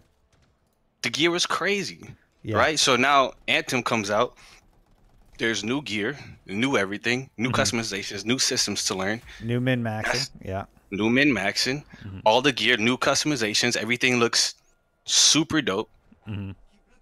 Yeah, I think that's everybody's attention for now. Yeah, and to be honest, I feel like Destiny 1 had, to me, worse content drops.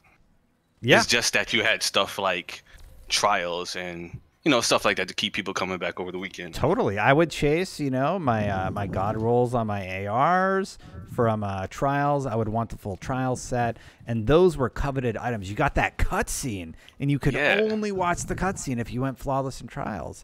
And then everybody in the wasn't getting that. You got the weird lady now that gives you tokens or whatever.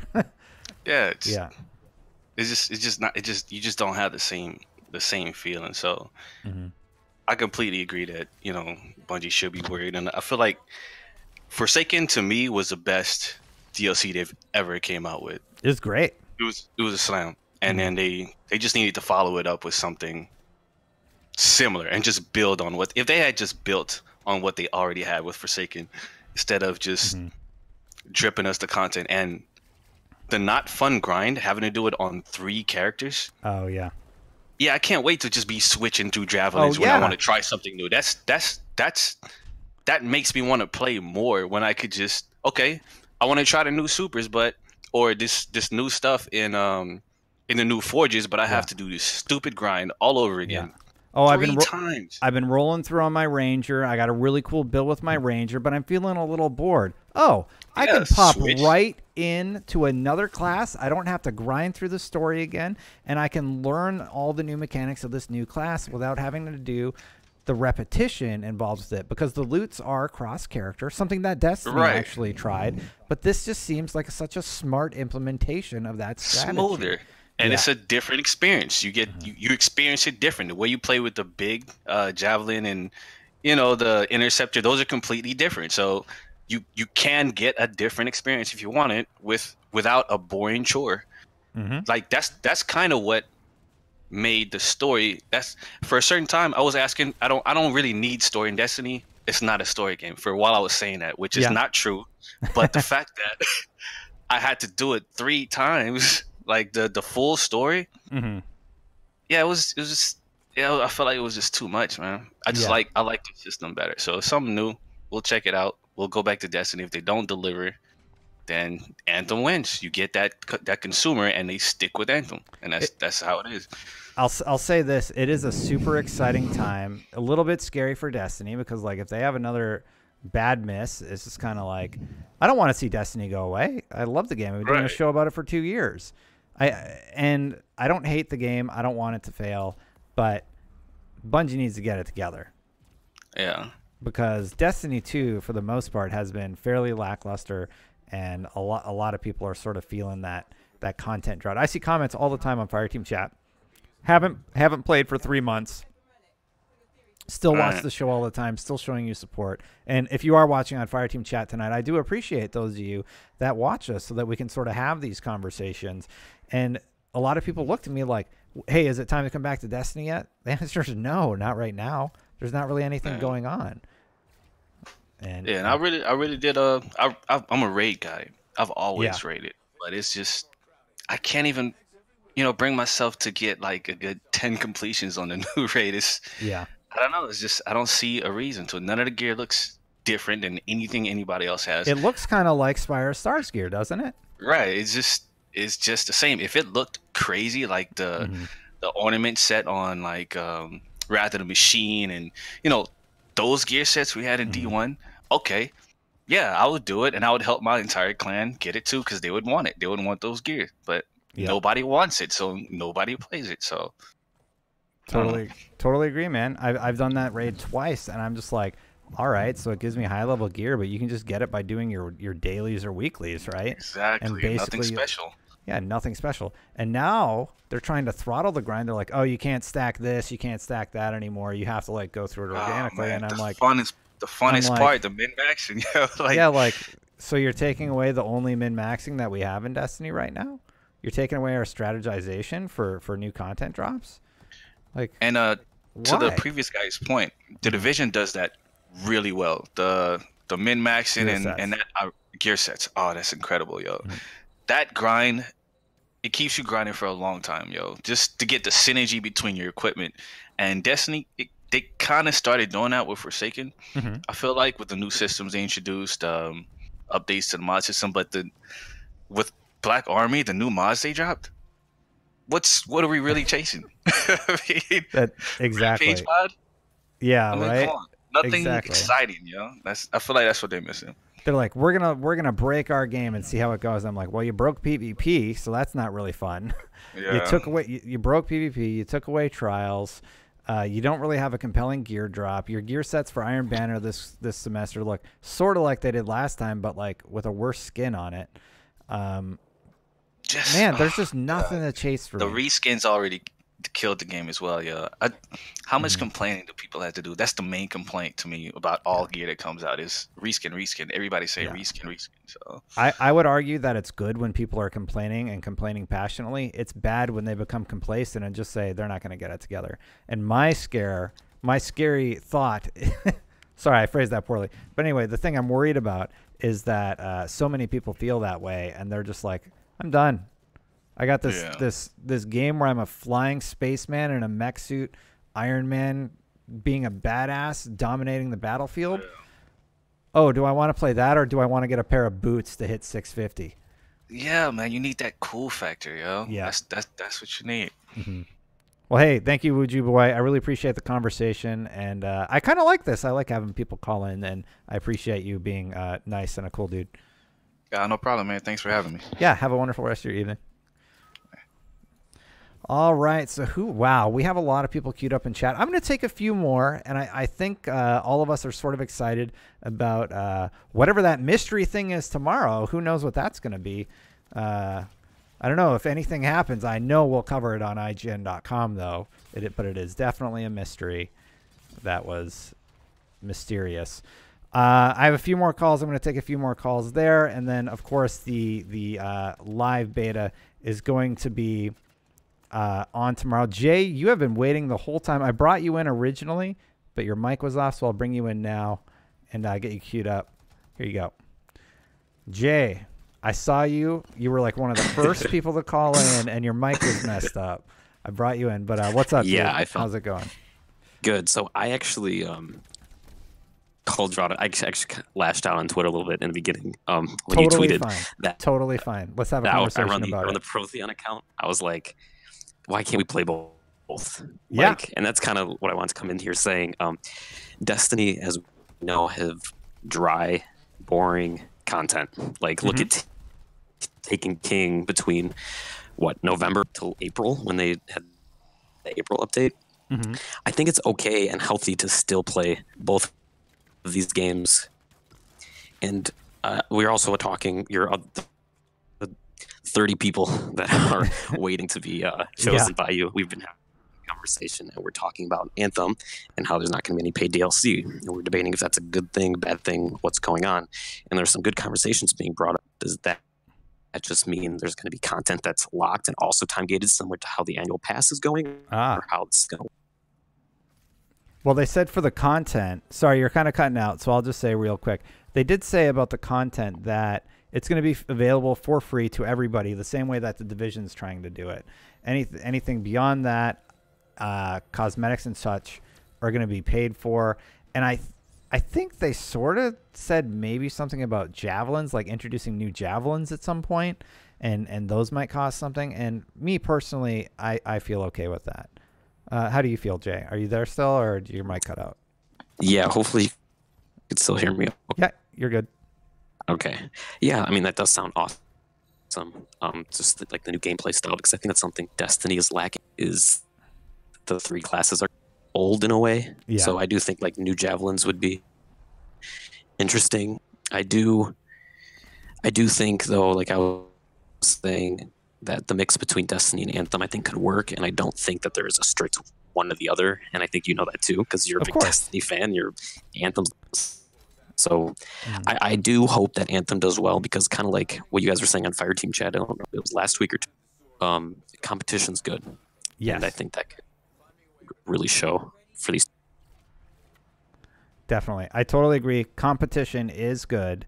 And you're right. There can be both games.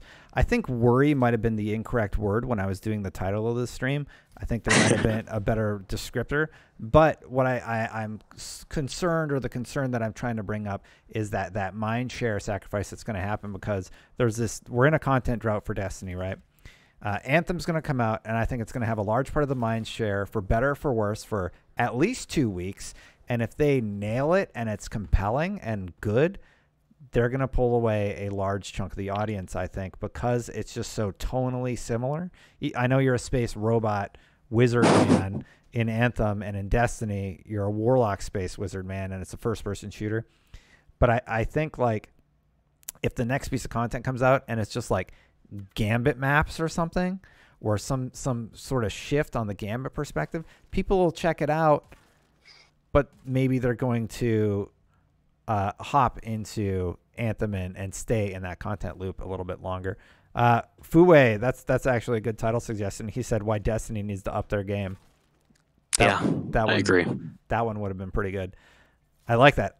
Fuwei, can I steal that for an article? I might take that one. That one's really good. Yeah, Jay. I do have. Yeah, go ahead. Sorry. I do have one more thing to say. Is I remember I guess a year ago by now, you actually had a similar stream to this, pissed off at Destiny. It was like War My Day. I don't know if you remember this. When I wrote the rant. Yeah, that's what one? It was. I do. Yeah. I was tuning into that one, and we saw Destiny in an awful spot. Mm-hmm. And then Forsaken came and it totally changed everything 180. Mm-hmm. Who knows what Bungie has in store for this upcoming September, and if it will compete with Anthem, or maybe they'll have just two totally different, like Anthem always stay February big releases, or however EA plans on handling that. But yeah, the hope for these two games, like their success, is very strong, and I'm excited. Imagine this. What if Anthem's fucking great, Division's fucking great, and Destiny gets their shit together for the next annual pass expansion? We all win. We just have to choose how to separate our time. But I guess the point that I'm trying to make is just like, I don't feel the first piece of annual pass content was particularly compelling, and I was overall pretty disappointed in it, and my review stated why, about the repetitive grind and such, and that stayed true all the way through the last word. So I don't feel I need to update the score or anything. I hope that Season of the Drifter, they had more time to sort of work out the kinks and such.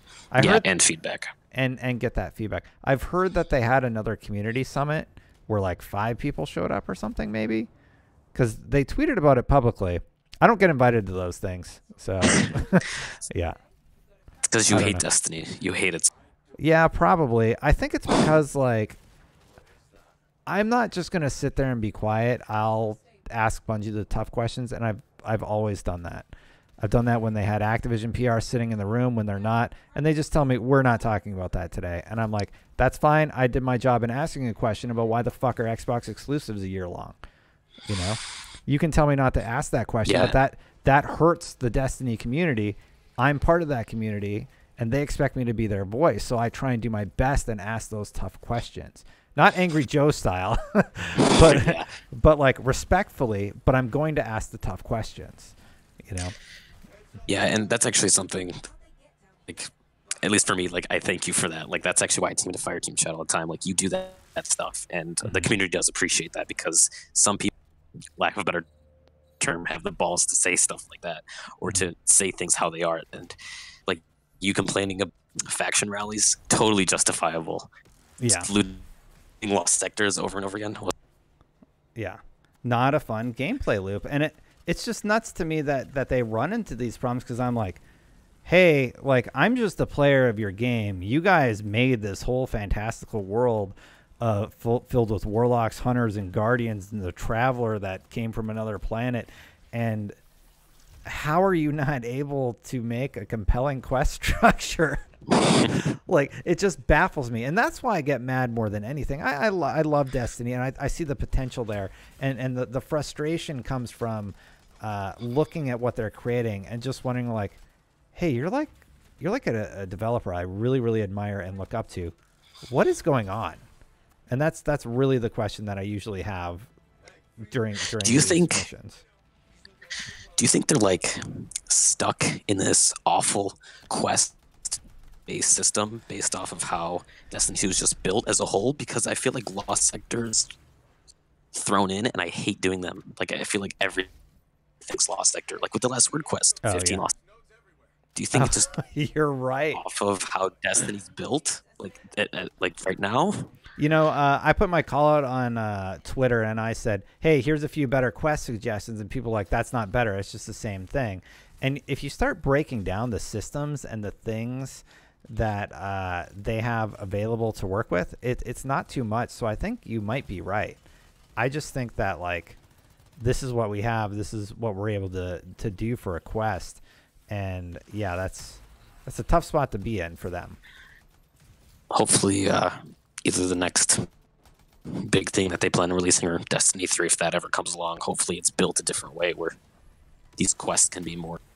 And if those leaks that were, who knows if they're really leaks, if with the MMO, they're shifting to more of a RPG. Oh, yeah. I don't know if that's true, that has a lot more potential. But right now, as the game's built, there's not much they could really do. Mm-hmm. Orbital Wing says, more and more I find myself groaning words to the effect of, you have over 700 employees. What are you doing? I don't know if it's 700. I think it's like 500. Do they have on their website? Like, it's a lot of people. They have a huge team.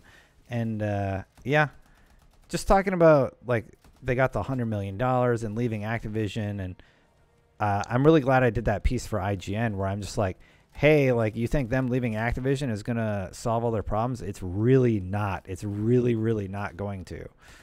It's going to be a difficult road for them. They have so many puzzles to solve for. Yeah, I think the whole Activision leaving is more not PR, like it boosts their, like that was the whole article. It was all a week. Yeah, exactly. Cred. Yeah, exactly. That's how you phrase it. Yeah. Well, cool, man. I appreciate you calling in. I think I'm going to take like one or two more calls tonight. I can feel my voice starting to go, and I have to do Fire Team Chat tomorrow and then Freelancer Chat on Sunday. AK Detroit wants to talk PvP, so I'll talk to him next. But first, Jay, thank you so much, and I hope you have a wonderful night. Yeah, thank you very much. You too. Talk to you soon. Bye. All right, we're going to grab AK Detroit. He's ready. I got to use this move button. Move to Doug's. AK Detroit, you said you want to talk PvP. Let's talk PvP. There's two ways you could go with this, and I want to hear both. Let's hear it.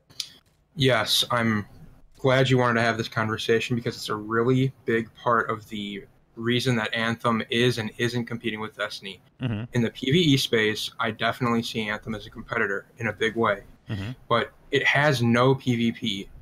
That is a huge portion of Destiny's player base that Anthem has no draw for.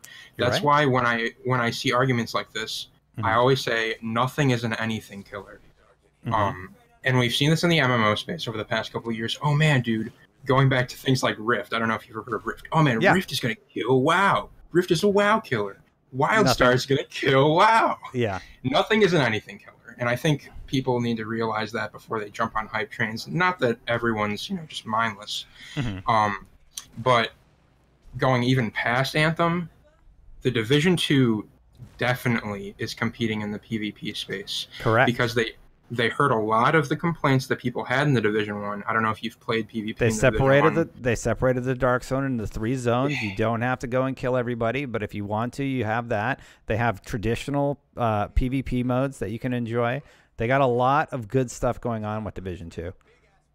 Yeah, and importantly, they really listened. The PvP into the Division 1 was a train wreck. I don't know if you ever played it, but you could literally use skills to heal from 0 to 100, like 4 times in 10 seconds.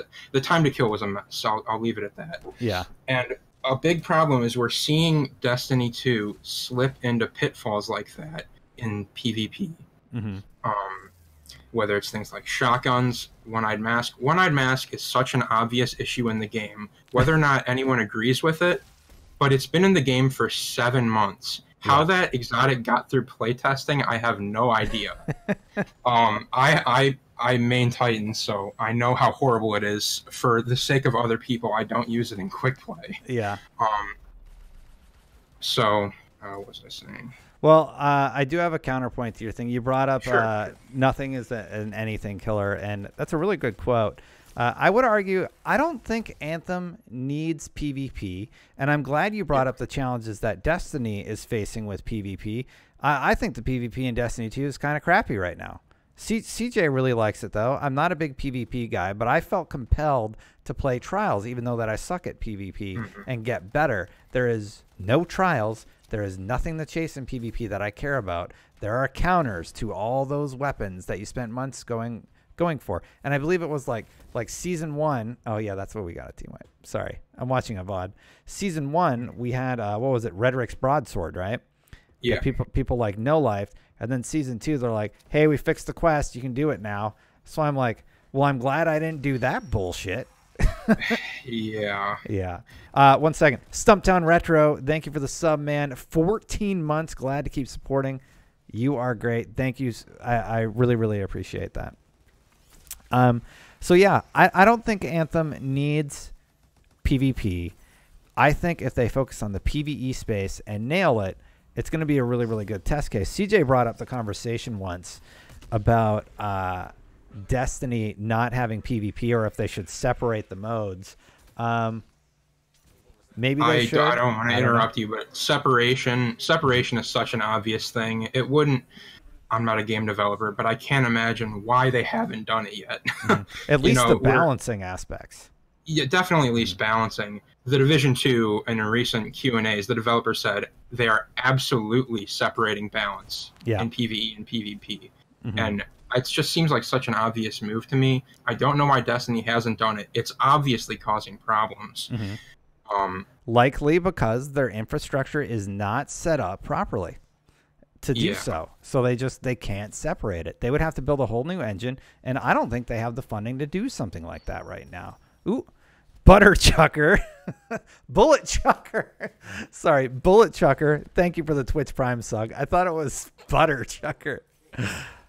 Anyway, sorry, dude. But yeah, I'm happy to hear that the Division 2 devs are listening, and that are you excited for Anthem though? I can't say I'm excited for Anthem, but I definitely see why people are. It reminds me a lot of Warframe. I spent a couple 100 hours in Warframe. It just wasn't for me, though. Yeah. Flying around, demolishing, mobs and stuff, that's a lot of fun. But ultimately, PvP is a big thing for me. In games, I play to be better, You just said something that I don't know if you realize, but is do you know how many people would kill to hear somebody say, yeah, I spent a couple 100 hours in that game before I realized it wasn't from me. Developers would kill to hear that sort of feedback. And they want to retain their player base, but a couple 100 hours is no joke. I have like 2,500, we'll say 2,000 hours in Destiny games by this point.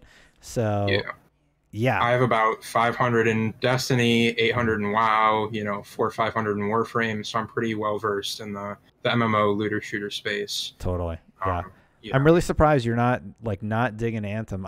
For me, I really like the space fantasy, right? I noticed I wasn't really into WoW. Final Fantasy kind of hits that for me. Fallout, I really like. Not as into Skyrim, even though I play it. So it's just sort of interesting to hear you say that you seem to have a similar thing, but with different types of properties. Yeah. That's cool, though. Yeah. Yeah. Well, hey, thanks, man. Thanks for calling in. Is there anything else you wanted to touch on? You did bring up the PvP meta, and I just wanted to comment one thing. 7 months in between sandbox changes, too long period. Too long period. And the fact that it's not even a big sandbox update. We got super adjustments.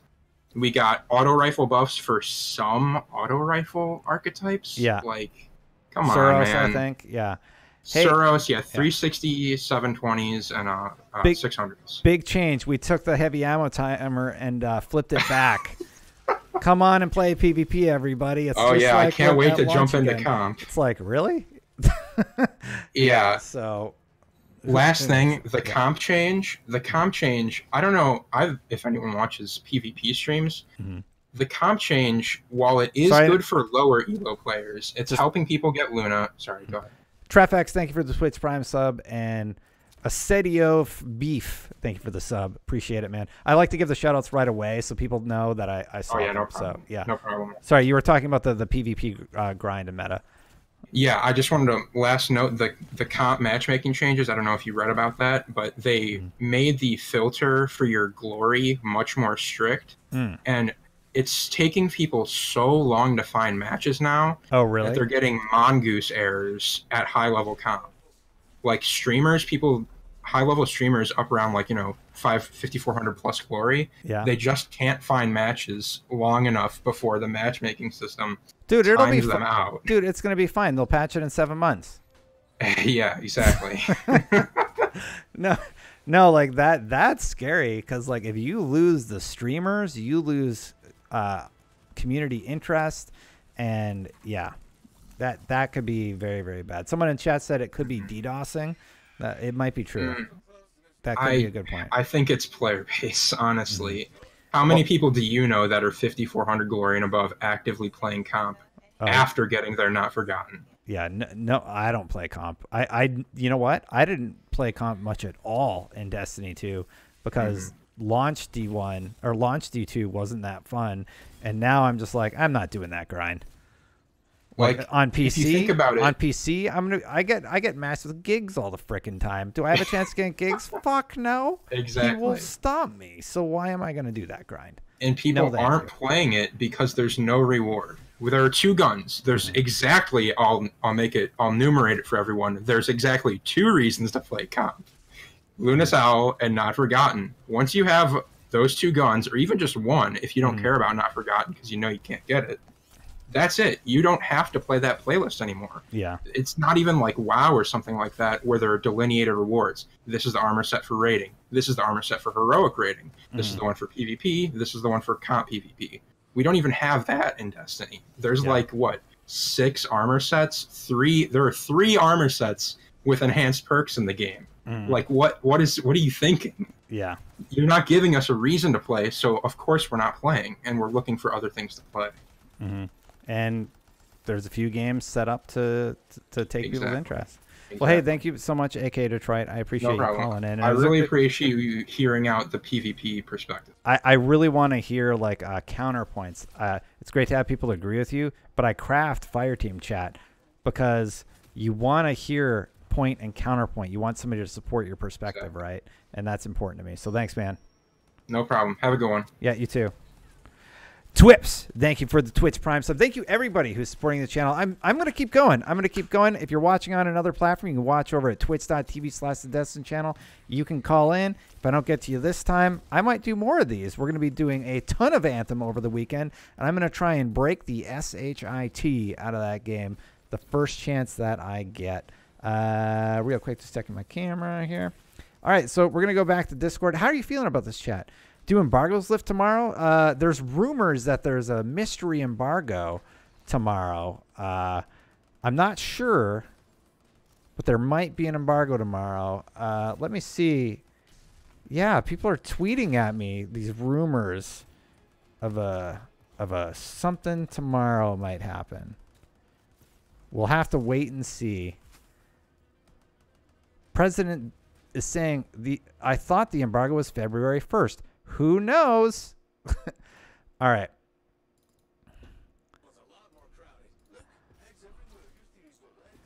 And who are we going to bring in? We got True Phenomenon. Let's see if he's there. Hey, True, you there or are you just chilling? Give you just a second. Realize you're on the air. Bring in last load. The last load. Are you there? Smashing Skulls, are you there? Nanochuck, thank you for the Twitch Prime sub. Appreciate you. Last load, you there, man? Yeah, I'm here. All right, let me get these other guys out of here who were being quiet. All right, did you call to counterpoint? Are you mad at me? Please don't be mad at me. How's your night going? Oh, it's going great. On counterpoint, what topic were you thinking about? So basically, just the basic conversation that I'm starting everybody off on is the stream title. I said Anthem, why Destiny should worry. Somebody suggested the headline of Anthem, why Destiny needs to up its game. And I really, really think it does, because the content as of now is fairly uncompelling. And Anthem is super enticing. And I'm getting a little bit of a subtrain, so think on that for a second. So Nate Bish, thank you for the subscription. Appreciate you, man. And Fuego Mike, thank you for the Twitch Prime sub. All right, last load. What do you want to discuss? What did I get wrong? Well, I mean, there's two ways to look at it. Both games are kind of in the same area, looter shooter, but you have first person and third person, and it really takes two different audiences there. You know, I know plenty of people that will not be playing it because it's third, and you know, like PvP, that's another thing. Like, it's not going to take PvP players. What else we got here? I'm listening. It's not going to take. You mean it's not going to bring in the PvP? Excuse me, the PvP audience. They're I don't think they're targeting the same people that the people at Bungie have been targeting. Mm-hmm. You know, it's a lot different in many ways. Like in Destiny, with the second game, the group Adjusted of my friends, Dance. after Thank the you for first the sub. raid, we gave up after that first raid because it got to the point where in Endgame everyone was wearing the same gear. Which one? Which raid? What was the first raid in Destiny 2?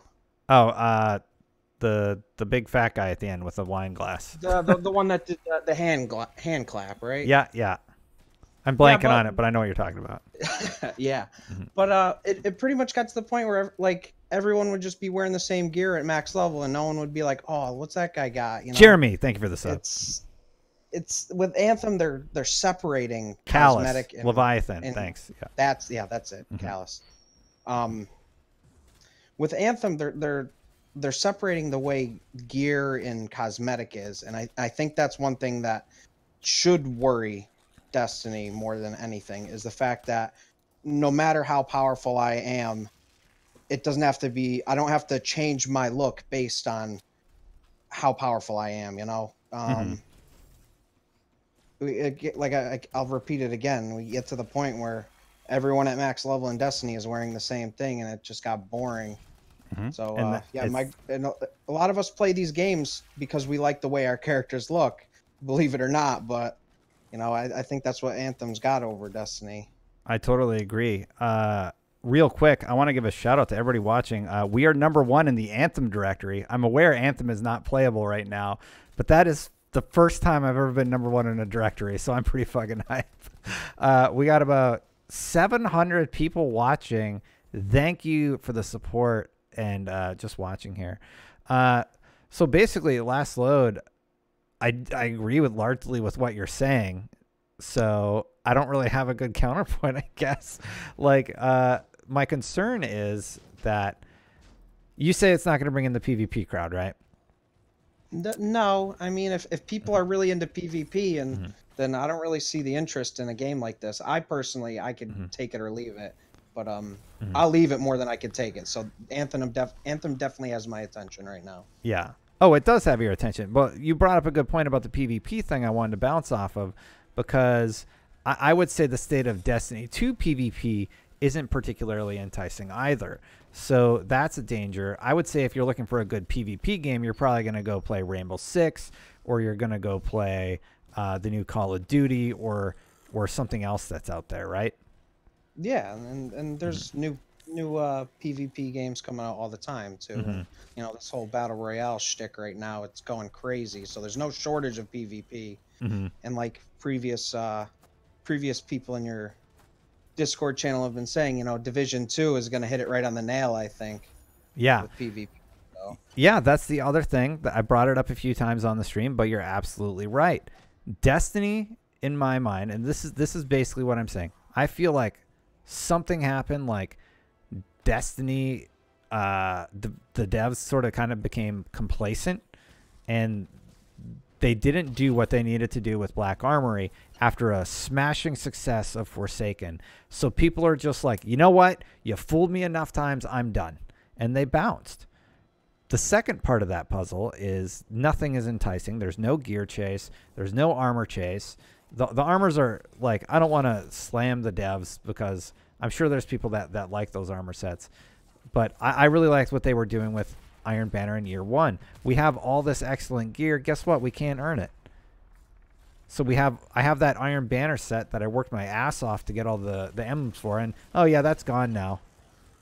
All right. Yeah, they make things go pretty obsolete in that game. Like I was saying earlier, my group of friends really stopped playing Destiny 2 after that first raid. It really seemed to fall curse to the same problems that the first game had after you kind of reach max level. It was almost like they were making the same. Not saying that the entire game was a mistake, but it seemed like they were making a lot of the same bad decisions from the first game with the second game, and I don't know, it just left a bad taste in our mouths. None of us ended up going further than Callus. Like I said, we just kind of lost it after that. Yeah, and that's kind of a bummer to hear because I want people to be playing with us. I want people interested and invested, because if they're not invested, we don't have a game to continue playing anymore. Yeah, because Destiny's fun and all and everything. It's just, I don't know. What am I doing? Yeah. Well, hey, man, thanks for calling in. I really appreciate you coming in with some thoughts on the conversation that we're having tonight. And this is really fun. Everybody's been super respectful. Even if I got a hater, it's just easy. I just kick them out of the chat. So, yeah. Thanks for having me. Thanks, man. Have a wonderful rest of your night. I'm going to bring somebody else in. All right. Fizbin, thank you for the Twitch Prime sub. And I got Jeremy. I remember Jeremy. R-Man, thank you for the host. And Shadows, thank you for the host also. Who else do we have that's available right now? Pegly Bad. Let's see if he's around. T.S. Hawk. Shock. Oh, Shocks. Shocks. Okay, that's a cool name. Thank you for joining. Pegly, are you there? Pegly is not there, and he is deaf. Well, he's deafened, so I'll leave him in for a little second. I'll try True Phenomenon again. True Phenomenon, are you paying attention this time? Nope. He isn't. Who else do we got here? Oh, here's Shocks. Oh. Hear me? Yeah. You there now? Yeah. Here now. Cool. Hey, so we're talking about Destiny. We're talking about Anthem. We're talking about why Destiny needs to up its game, basically. Do you have any thoughts about the conversations we've had tonight, or what point would you like to bring up? I don't know. I think they definitely need to be worried about it. But not just Anthem. With Division 2 coming out, I know you have talked about Anthem not having a PvP section. At the moment, I don't think Destiny 2 needs to be worried about that, because PvP is just trash at the moment. Yeah. Destiny 1, I think, is probably the best point that PvP has been. Like, I'd be able to hop on there for hours on end and not even realize I was playing. Whereas here it feels more like a grind. Yeah. The crazy thing is I hopped back into D1 a few days ago, and there was just something different. I'm like, this is pretty fun. And I couldn't quite put my finger on what was different. Yeah. Yeah, definitely. I think for the PvE side, I think Anthem does have what it takes to maybe take a couple of the people away from Destiny 2. I think Division 2 is going to be where the PvP section will leave if Bungie don't. Sorry. It's okay. Take your time. If Bungie don't pick up and change something to make it, or even just to take it back to where it was and make it fun again. I haven't played Anthem yet. I'm waiting for the free one tomorrow to come online. Cool. But from what I've seen, it definitely looks like my sort of game. Yeah, dude. And I've played Destiny since the beta. I've been with it through the expansions, and it's been my go-to game. But now, looking at Anthem, from what I've seen, it does look like good fun. And I've been a big fan of not EA but BioWare. The first three Mass Effect games were probably the games that I resonate with the most. They were just fun and replayable, and is pretty much what I lived on. The first stream I ever did on this channel was the original Mass Effect. I am unabashedly a huge BioWare fan. I will always root for them to do the best.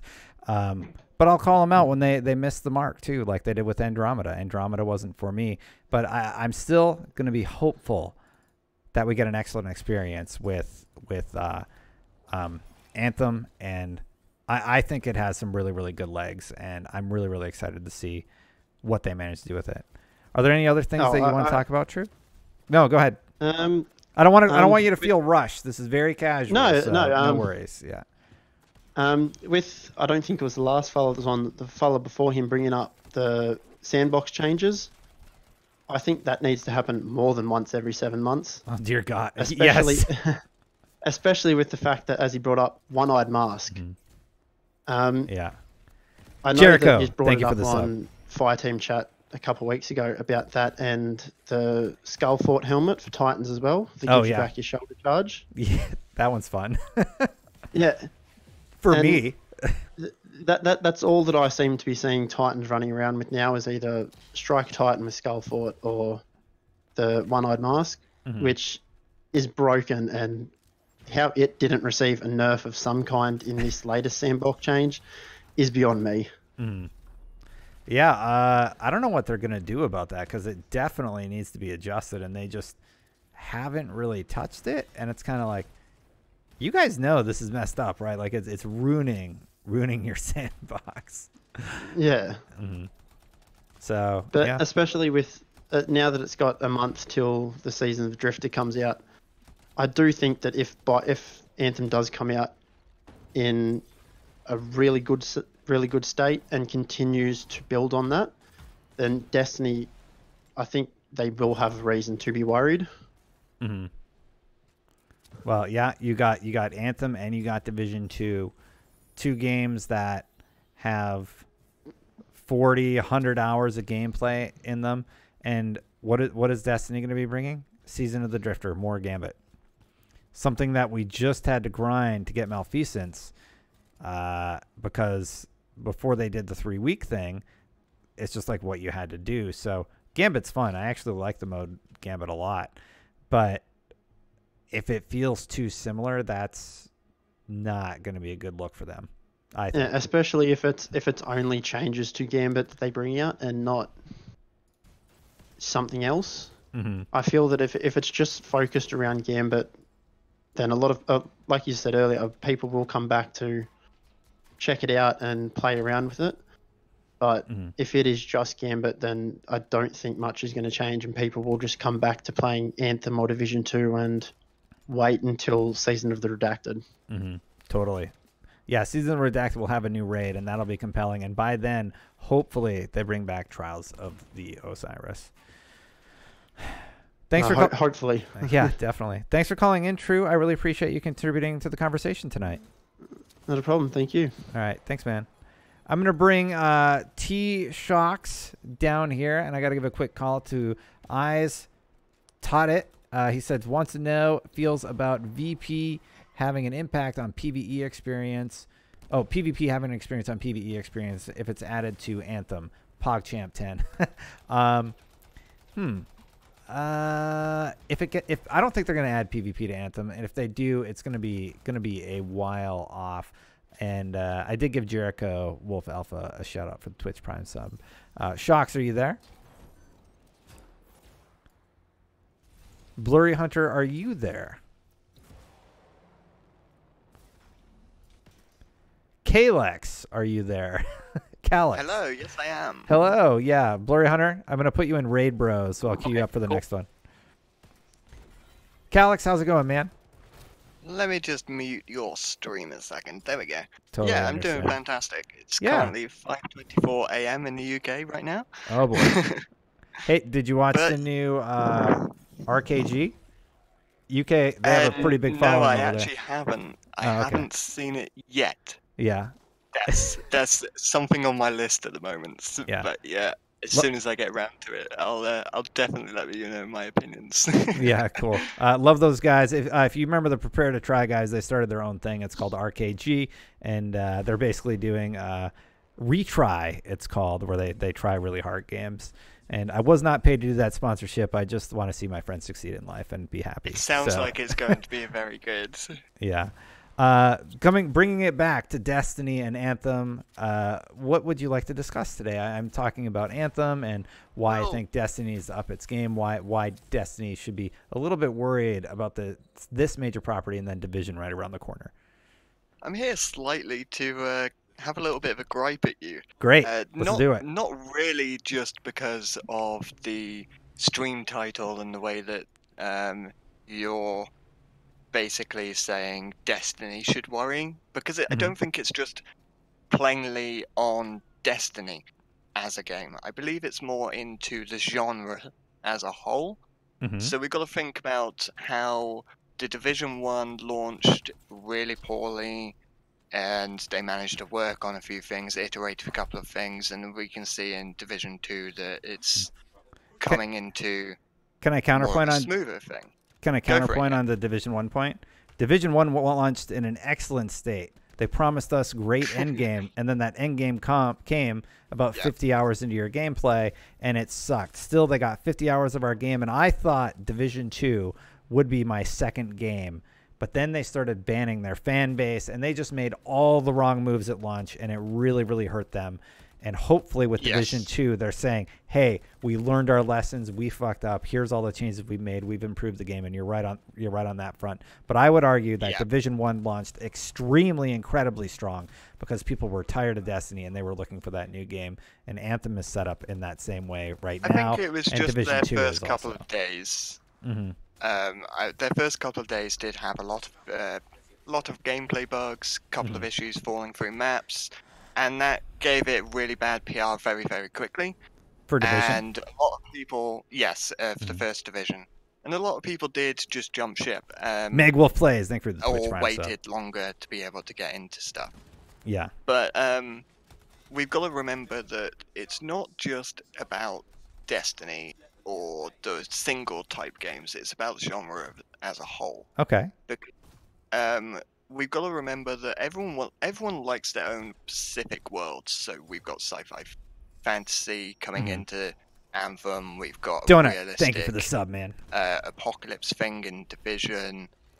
Again with sci-fi with Destiny. So it's going to appeal to many different people, and how they're doing it. So again, we've got PvE aspects. We've got PvP aspects. We've got to remember that players tend to grab these experiences for those tiny little bits that they want. So gear grinding.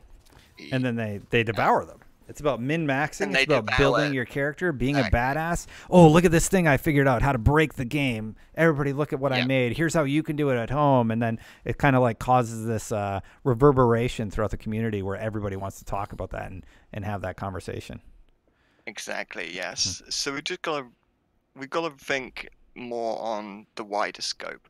But I think Anthem's VIP demo, while it was rocking, gameplay was absolutely fantastic. I played about 28 hours-ish when I was able to get in. I had friends coming in. I invited friends with VIP codes. It was strange the way that they did that, but I feel that they're aiming to have the players be together, the player base be stuck in one category, and that I think is very important. We've got to think Division had like a season pass and incursions. We've got Destiny with season pass and DLCs, splitting up these player bases, and then when you add in PvP as well, you further then split up your player base. I think PvP as a whole is a really good aspect of any game, but it needs to be done in a way that allows your players to also experience the rest of the game as well. So I think having it more of a casual PvP, so you can go in, you can have bragging rights, you can be like, I killed this many people, you know, like Halo days. You didn't earn any sort of gear that would help you in another activity. So I think if they split up PvP and PvE in Anthem, I think it could do very well. If they have different progression tiers. I think progression in a PvE and a PvP aspect could be a little bit more of a showstopper for them if they had it in one chain rather than splitting the chains up into multiple categories, if that makes sense. No, I know what you're saying. You're saying it's the silo problem that I bring up a lot on the show, where they're kind of like sectioning off everything, right? Yes. And that's something that I think at the moment, with just having PvE aspects in the game, and BioWare being so transparent with everything that happened over the VIP demo and where they're going next, the open demo received a patch earlier on today, which if you haven't got it already, you should all be downloading that. Yeah, I did on my PC. It's only like 200 megabytes or something like that, but I've heard that PlayStation's now got the update as well. Yeah, and Xbox got it earlier today. So everyone's starting to get these performance updates that should translate into the open demo. But we've got to remember that the term demo really does mean beta. It's a demonstration because they're changing the aspects that you're going to be using in the real life game. Like the currency, for instance, the way you earn currency or cosmetics is different in demo than the release game. So I understand their use of the word demo. But Swooted, thank you we've for the got to Twitch remember Prime as well that EA... I'm muting myself so I can do Twitch callouts and not interrupt you. Yeah, Sorry. I see, don't worry. Yeah. We've got to remember that EA as a whole has not had a very good track record. But we shouldn't hold EA against BioWare. And I know Andromeda wasn't very good either, really, on the major part of it. Yeah. It did kind of flop. But I don't think that we should immediately think back to those times and go, well, this game's going to flop, because I think that's bad thinking, and that's what's going to create toxicity in the gaming environments. And we need to be more outspoken of what we do want rather than what we don't want.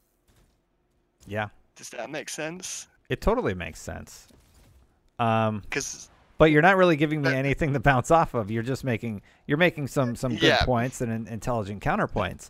But you did say you wanted to slam me on something, so I think I'm open to talking about that. I think the slam is more of the fact that you seem to be focusing on the narrow band rather than the wider band. I think it's more of a wider issue that we should be talking about in the industry as a whole. You're talking about the genre, right? Yeah. Okay. Rather than talking about the specific one games. Destiny should worry. And they should worry for their PvE aspects at this moment, because we don't know what's happening.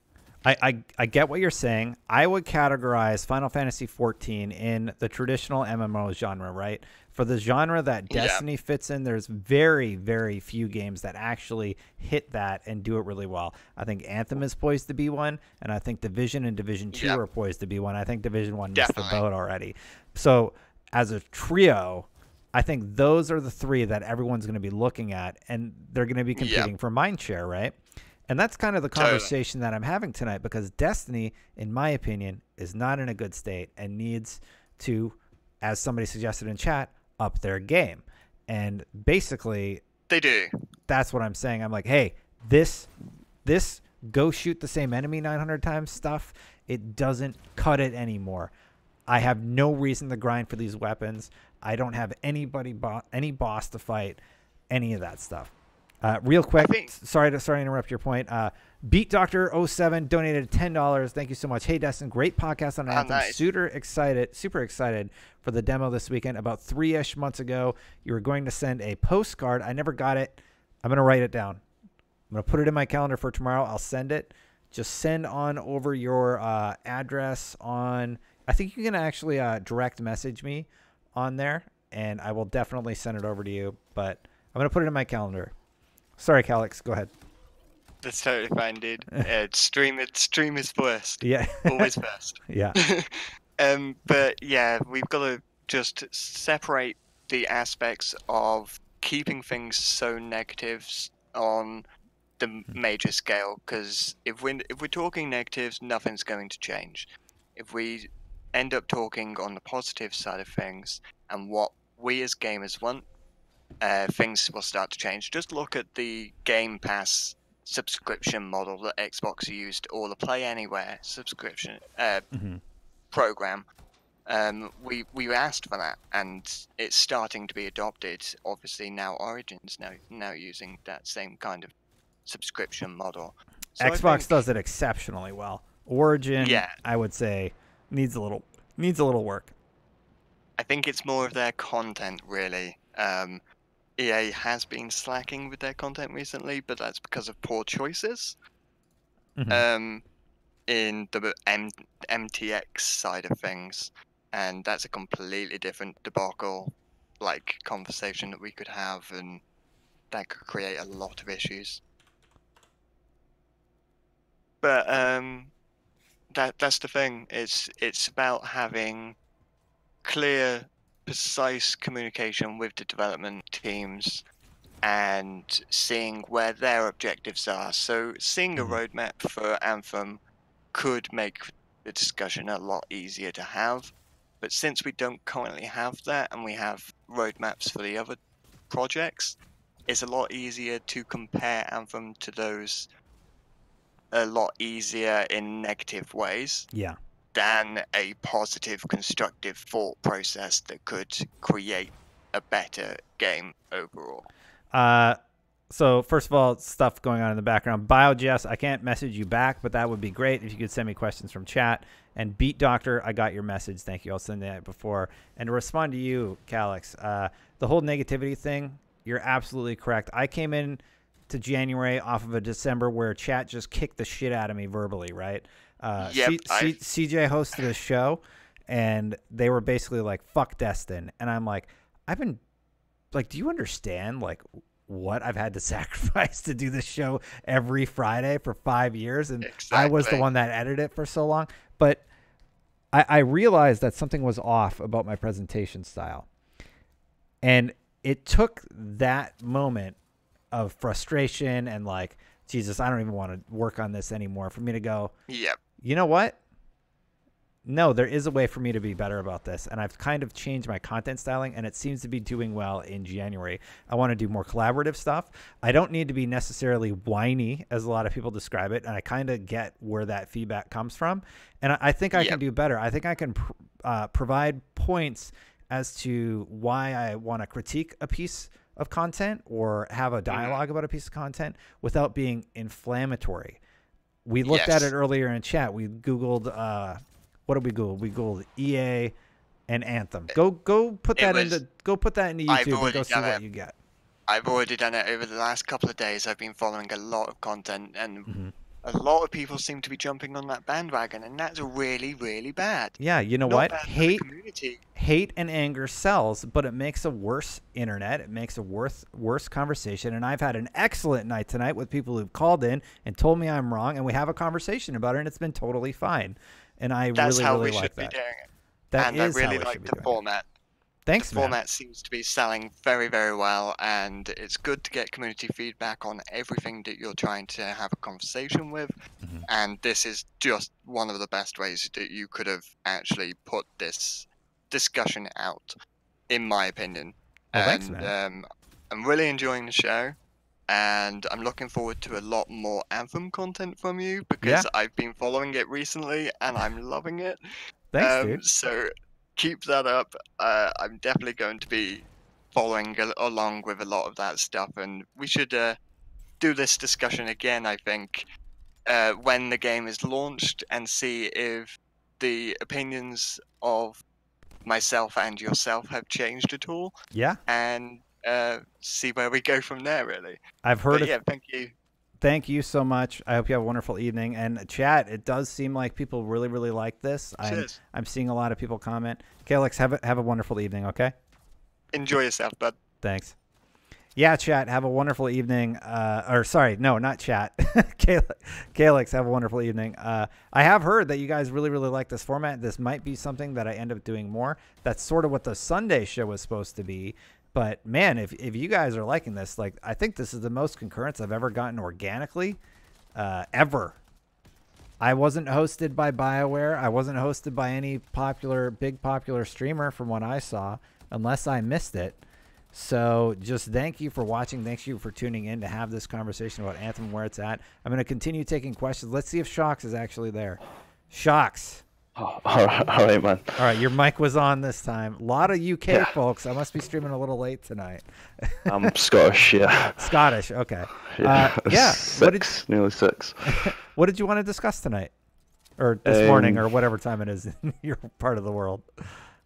No, basically, I was already on before. But I was gonna say someone put in the chat something about Borderlands. Oh yeah. And basically, like, I feel like Anthem, Division, they're not like, they're looter shooters, but they won't, like, I don't see the similarity really between them. It's the gameplay loop. It's the gameplay feedback loop of killing stuff, getting gear, powering up, and I can see the comparison. I actually love Borderlands 2. It was one of my early guides at IGN that I worked on, and I had a really, really good time with it. But yeah, that's a good time. I think the thing Bungie needs to worry about really is just like when a Borderlands 3 or something similar, like a Borderlands game comes out, because I feel like that's like exactly the same to Destiny, really. Yeah, well, Borderlands 3, who knows what they're going to do with it. Is it going to be online? We're not sure yet. Shocks, we already had you in chat, really? Yeah. Oh, sorry, man. It's a bit of a blur. It's all good, man. All right. I told Blurry Hunter that I'd be taking him next, so I'm gonna bump you back up to Red Bros. I was talking to him. All right, cool. All right, have a good night. You too. Blurry Hunter, it's your turn. What's going on? So, hey, I hope you're having a wonderful night, first of all. Thank you for calling in and being on the show where I talk at the camera and play gameplay that is terrible behind me. And, what did you want to discuss? So, I got super hyped up. Like, I don't want PvP in Anthem, right? Like, okay, let me rephrase that. I don't mind if there's PvP in Anthem. It's not for me, right? Yeah. But I started thinking about experiences that they had in Dragon Age Inquisition and Mass Effect, right? Where they had that sort of PvE experience, and the multiplayer was set up in a lore-friendly manner where you were playing as part of, either the Inquisition or whatever group it was, I forgot, in Mass Effect, and you were doing these little side missions, kind of as how they hyped it up, while all of the events of Commander Shepard and the Inquisition itself were going on in the single-player game. Got to thinking, what if Anthem did something like that? Because they have this huge world that's, they're hyping up the idea that it's ever-changing. These Shaper relics are going off, causing all this catastrophe. And I was thinking, well, what if they did a PvP? It was separate, of course, balancing issues and all that stuff. They kept it an isolated entity. And they did the PvP in a manner where it was Dominion versus Freelancers. Makes sense. It's class-based, so you would pick a class, maybe have 4-on-4 to fit each javelin. And the winner would actually influence an event inside the PvE experience. Like if the Dominion wins, then it would open up a special mission in the PvE experience where you have to go out and put a stop to that relic. Ruby out. Thank you for the sub. If that's the really cool. Yeah, if the freelancers win, it would open up, I think they're called archivists. They would send you out to the same area, except instead of the relic being set off, it's to investigate exactly why the Dominion wanted this so badly, right? Kind of a really hyped idea, and I was just like, instead of typing it, I could just come on here and talk about it. No, I mean, that's really cool. Anything that would... So you're saying if they added PvP and they sort of did this thing where two factions were fighting, then that would have an impact on the in-game world? Yeah, exactly. Yeah, you would have be like awesome. A specialty. Yeah, you'd have a specialty mission that could pop up, and it could be keyed to be like an instance that's a clone of the PvP map where it happened. However they want to do that. But the idea in my head is that you would actually go out to that location, either be a raging mess after the Dominion decided they wanted to plug and play because they know everything, or it would be a calm aftermath from the PvP that's raging on behind the scenes, right? And you would either be trying to put a stop to the Dominion's success from the PvP game, be trying to investigate the interest that the Dominion had in that location from the PvP game because the freelancers want it, right? So here's the thing. We don't know what Shaper Storms are yet, right? Yeah. What if Shaper Storms are something like you're describing, like the Shaper Storms start, and if we don't defeat it, thing one happens. If enough people defeat it, thing two happens. I mean, you're bringing up some really interesting ideas about I'm so possibilities for the game. Like almost fourth wall hyped. Yeah. For some of the things they have in this game, like a meta concept that just really is amazing. Like they have this built-in idea with these Shaper relics going off, causing all this miscellaneous catastrophe, and that actually explains monster spawns. That explains weird teleportation physics. That explains if they wanted to freeze it over for a winter event. I mean, these abilities to really sort of suspend your disbelief with the lore that they have created pretty easily and in a believable manner. That sounds incredibly cool. Like, imagine if they could just sort of do that, like just set half of the place on fire, or like, I think people have like sort of teased that like maybe they're going to do something crazy with new maps, but a lot of hypothesis going on in the community right now, and that is super exciting to me. I think I saw Blessius in chat. Shout out to Blessius if you're tuning in, dude. Yeah. Anything else you want to talk about though, Blurry Hunter? Well, pretty much I wanted to echo the same thing most people said, which was that, a lot of the Destiny crowd that Anthem would pull away are people like myself and my brother who really got into Destiny because we were in it in the early launches of the very first game. So we played and stopped at Warmind in number 2. Yep. So wait, you didn't play Forsaken? Or no? Yeah, Forsaken, right? Yeah. Okay. No, we didn't play that. We stopped right after we completed the storyline from the Warmind. Okay. What happened was we were just like, it's kind of much of the same stuff. We'll just go look up the story online. You know, we loved the story. The problem was that it always came to the same funnel, where it was just now you're bottlenecked into the same 3 events for what, 5 more light on an infusion to a meta weapon that you've had for the last year and a half. Bless is saying they're totally risked from Diablo, in my personal opinion, and that I would be so hyped about that. So he's kind of echoing the statements that you are. That that would be freaking awesome if something like that happened. Oh yeah, yeah. I mean, the world changing stuff too. I actually don't know what the things are in Diablo that he mentioned, but anything that gets people excited is pretty cool. Absolutely. And so with Destiny, Destiny had the idea of like spinning this loot system and this these classes. You felt you were a space wizard, or the hunter was this, ranger kind of thing, and the titan was the wall, the brick. Super hyped to be a titan. He wanted to be like the tank of the group kind of thing. And then what it came down to was that was not how the mechanics worked at all. In theory, on paper, sure, that's how they made you sound. But in practice, that wasn't the case. You were only whatever your guns were at any given moment, and maybe your super if it was super OP. A self-res warlock, or a dome titan, or shadow shot tether. And other than that, your identity was whatever guns you carried in with you, and most of the time it was going to be the same stuff as everybody else because it was the fastest, most efficient. Because you've min-maxed and you figured out that it's this, and there aren't alternate builds. Exactly, yeah. It's like, do you have Galahorn? No, you're out. Remember that intimately. And then when I started playing the Anthem demo,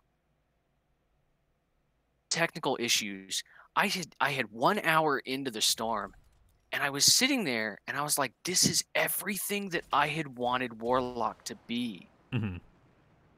Like in your mind, you're like, you're a wizard basically, right? I am the space wizard for once, right? only ever felt like that in Destiny when I got a really awesome Nova Bomb. Yeah. I would say that. And then I was. That part where I run into the tree is very funny to me. Oh yes, I actually chuckled that. So. Yeah. But yeah, I totally get what you're saying. Totally get what you're saying, and so Destiny has the first-person shooter thing on lock. Mhm. It really does. It's one of probably the best feeling, lag aside, FPSs I've ever played in my life. Mhm. But it just the loot side just was never to me, and that's really my big want to play the game aside from the story. And then once I exhausted the story without the loot mechanic being there, it was like any other first person shooter. Well, I guess I'm just done. Yeah, and that's kind of where Destiny 2 is right now, and that's how a lot of people are feeling. Yeah. So, yeah. Hey, Destiny's gonna yeah. I was just going to say thank you for calling in, but what's your last point? I was just going to say that Destiny is going to hold that crowd, and if Anthem does pull anybody away, it's going to be those people that were really wanting that sort of Diablo grind loot experience. Right, and I think there is potential that they're going to nail that. Just digging into the gear stats, even from the beta, I'm like, oh, that's super compelling. Oh, like, yeah. I want to try that with this build. Like, I'm trying to get a 4-man crew this weekend to run in with 4 Rangers and do 4 muster points with the snipers. And I'm like, how much DPS is this going to do? And I also noticed if you step out of muster point and step into it, you get 2. So I'm wondering, I'm like, really? Is there a potential that this could double stack? It does stack. I'm wondering how much can you make it stack? And that's the kind of stuff. Those are the reasons. Those are the reasons why I have just found so much love in what I can see in Anthem, and I really hope that translates even more so into launch. Yeah, definitely. Totally agree, Bully Hunter. Thank you for calling in, and I hope you have a wonderful night. I appreciate the call. Me too. Thanks, man. All right, I'm gonna do two more. It's hard for me to stop streaming because there are so many people watching right now. We still have 673 people watching. Thank you so much. Hey, I stream pretty regular. I stream every Tuesday and Thursday at 8. All weekend I'm going to be playing the Anthem demo. This is not a sign-off. I'm still going to be taking questions. If you have any questions or concerns, I'm streaming over at twitch.tv/The Destiny Channel. And if you like this type of content, you can support this stream by subscribing on Twitch or subscribing with Amazon Prime, which costs $0. If you don't have money, that's totally fine. Hit follow. Sometimes I do these bounties where I have to shave on stream or talk about a shaver or something for like 10 minutes. And that's another way you can support too. Cardin, thank you for the Twitch Prime sub. 600 people on Twitch. You made it, man. Well, we'll see if I have 600 people. Ooh, Bionate, thank you for the Twitch Prime sub. Thank you for supporting this. I think I'm going to have to look into some changes next month to bring this up. Got to think about how to reinvest that capital. Maybe get freelancer chat on some audio platforms that people have been asking me about nonstop. What about Division 2 in March? How much time are you going to play Anthem for? We will see. Let's bring in Del Monte, longtime viewer. Del Monte, you're on the air. How's it going, man?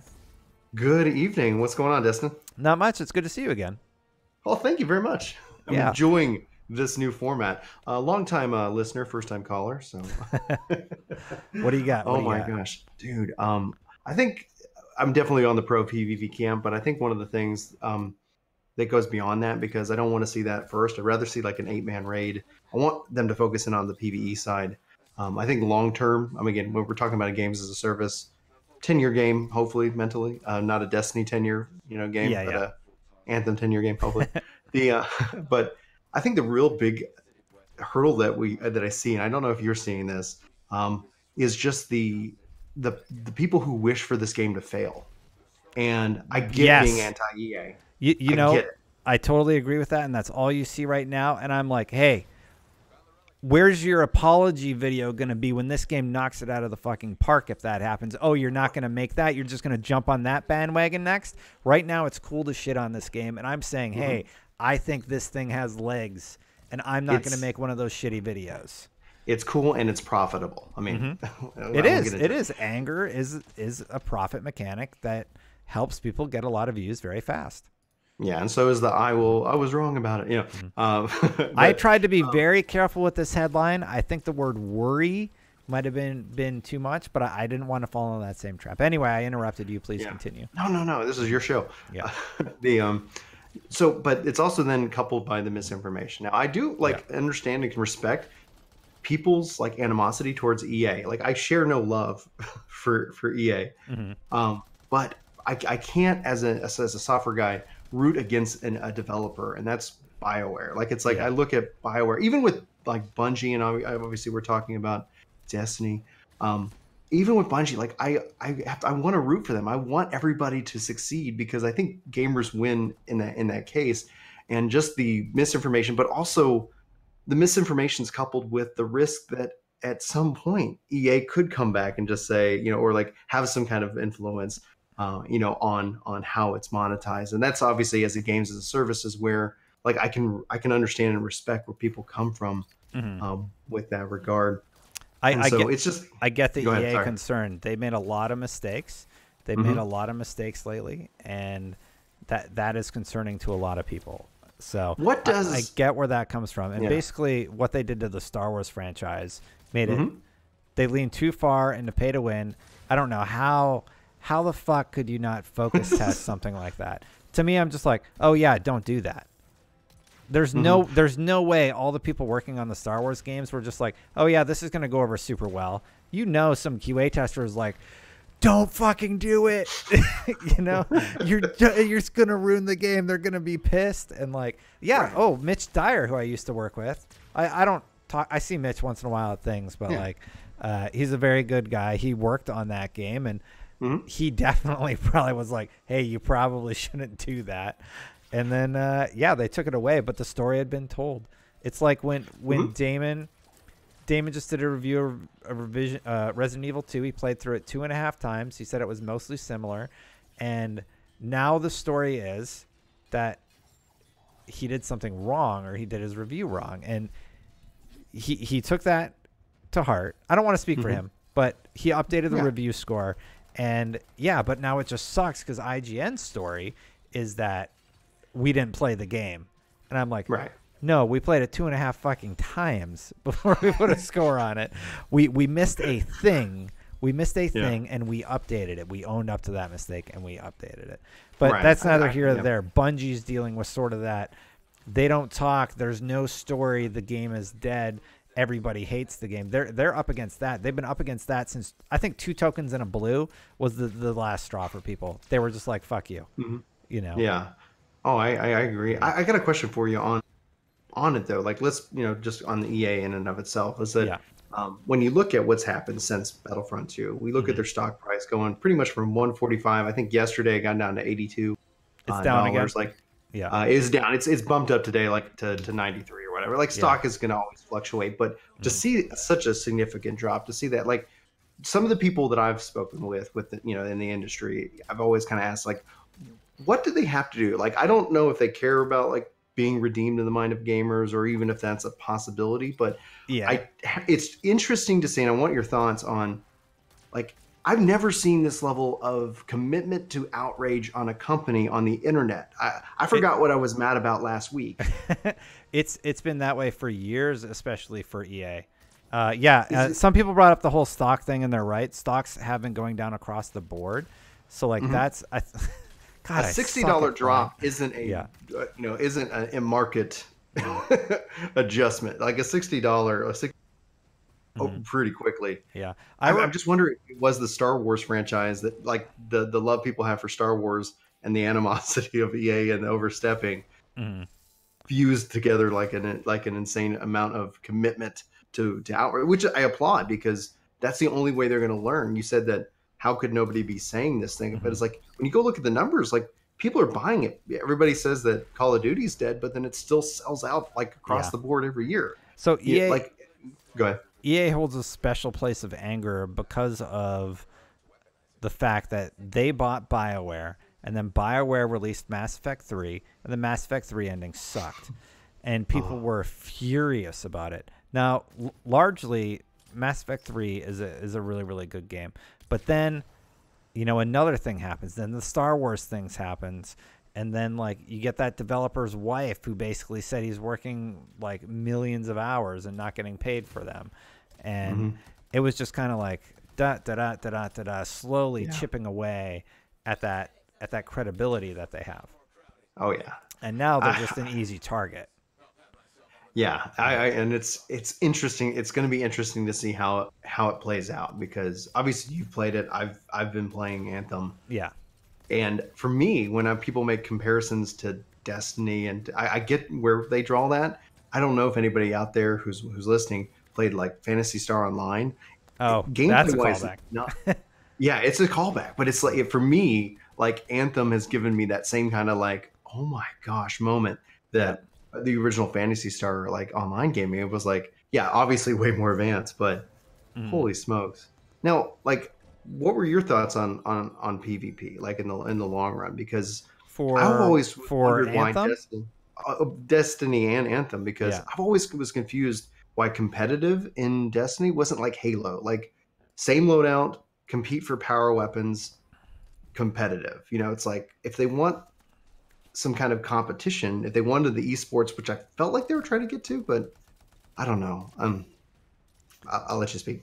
Hey, LG just brought up something. Let me tell you about this game that launched. And do you remember this little game? It launched. It only had a campaign. It was only PvE. It had this interesting mechanic that a lot of people liked. They really, really latched onto it. And the game was out for a while. It didn't really capture any traction. And I think some of you in chat might know where I'm going with this. But yeah, a lot of people just wrote it off. But there was this building mechanic that was really interesting. And there was this battle royale genre coming up. And all of a sudden they're like, hey, we're going to try battle royale with our game. Yep. That game's called Fortnite. So if Anthem launches, Anthem has that thing that has you interested. It has you checking out the game. You're already sort of hooked in the PvE space. Mm-hmm. If they can figure out how to replicate that in the PvP space, they could go to a whole new level. Now, I don't think they will. I don't know that they will. But that has happened in this industry. Really quick.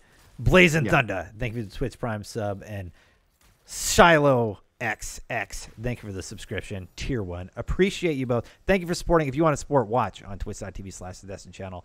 Watch on and follow. You can sub or sub for free with Amazon Prime. And Del Monte, you're right.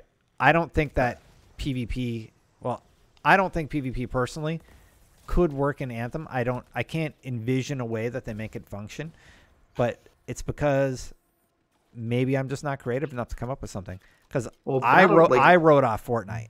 I'm like, yeah, nobody's gonna fucking play this. But then they introduced Battle Royale, and it's history from there. It's history. That game's gonna go down as history. That's this generation's, like, what can you compare it to? It's like fucking Mario. It's a little guy. Well, not little guy because it's epic, but it's $2 billion and it's still in beta. Yeah, it's still in beta. It's insane what happened with Fortnite. It's absolutely insane. I think that can translate. I think Battle Royale can translate into Anthem. You just kind of have to think a little bit outside the box. And if you look at other like RPGs, right? How have they done that kind of scale?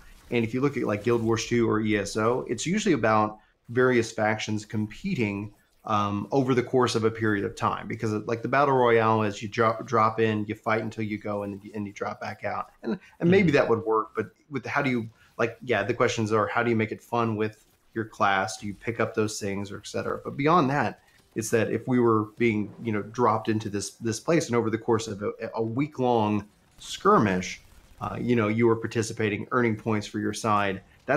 It's not bad like the way we know Battle Royale today, but it's the way that, it's just like thinking outside the box. I don't know. I think PvP adds a ability for when there's gaps in PvE content, that it's still an interesting thing that you can choose to go and participate in. But the risk being, do they take away from PvE content for the sake of PvP? But Destin, you've been having a great show. I really appreciate you bringing me on. Yeah, thank you so much, Del Monte. I'm just kind of queuing up the next thing and listening as you talk. Okay. I just want to make sure I'm not overstaying my welcome. You're not, but I will say goodnight just so I can get. I keep saying I'm going to do 2 more. This is really going to be the last 2, so I save my voice for tomorrow's show. Thank you, Del Monte. Have a wonderful evening, and I look forward to chatting with you again. Hey, are you going to be playing this weekend? Yes. I'm going to be covering Final Fantasy XIV Shadowbringers thing on Saturday, Oh, so I get a brief bit on Friday, and then I'm hoping to be able to. It's rumored that the Shaper Storm is Sunday, so no way. That's what they're. Don't quote me on it. Del Monte Brian said this happened. It's like that's what everybody's feeling based off of what we've seen tweets and what they've quoted on Reddit. They're not going to do a Shaper Storm. Oh, come on. They said something's happening on. They're going to like open the hub. They're going to open the social hub or something. That would be. I don't think the social hub's isn't the demo build. It's an older. The hub came recently. I swear Gamble said something like, "Yeah, we're going to open the social hub, so stick around on Sunday." Okay, if maybe they do maybe I missed that. Shaper Storms. Shaper Storms would be absolutely bonkers. All right, well, hey, but yeah, I'm gonna hopefully play tomorrow. But then yeah, I've got got a busy weekend planned. All right, man. Well, I'm gonna grab a few more and have a good night. Night. All right, so we're gonna bring in Side of Beef, guys. Don't forget, if you're watching on YouTube, I stream regularly over at twitch.tv/the Destin channel. Follow over there. Of course, you can subscribe and such. But if you follow, you can know when I go live.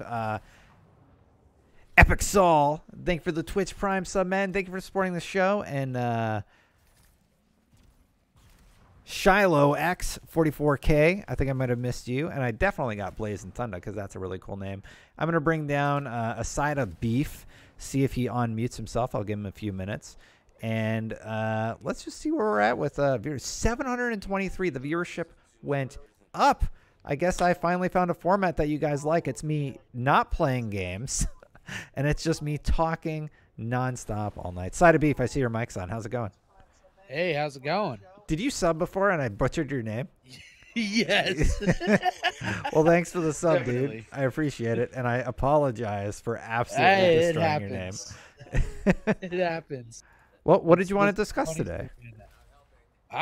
Beats me. I was just listening to your stream. You know, Anthem is really fun. I'm excited for it. I'm hoping that they... after post-launch, they don't bring PvP in because it splits the player base. Crispy and Tuesday. I've seen games like Destiny where that can cause some problems, especially if it's not implemented right.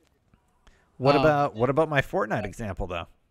Oh yeah, well, but that's also the same thing because like Fortnite, I played Fortnite before they had the PvP, and then what they did was they just stopped. They stopped updating the PvE. Yeah, they just abandoned Save the world. And that's the problem right there. Is you can either try to accommodate both if you don't put the split in, or completely throw away the one side that's not going to make you the extra money and go with the side that's going to make you the money.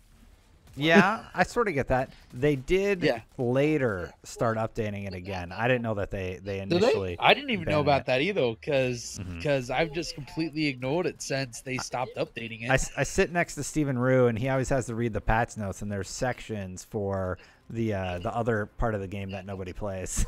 Oh yeah, yeah. So I think there is an update there, but that is a lesson to be learned for a game like Anthem. Yeah. You know what?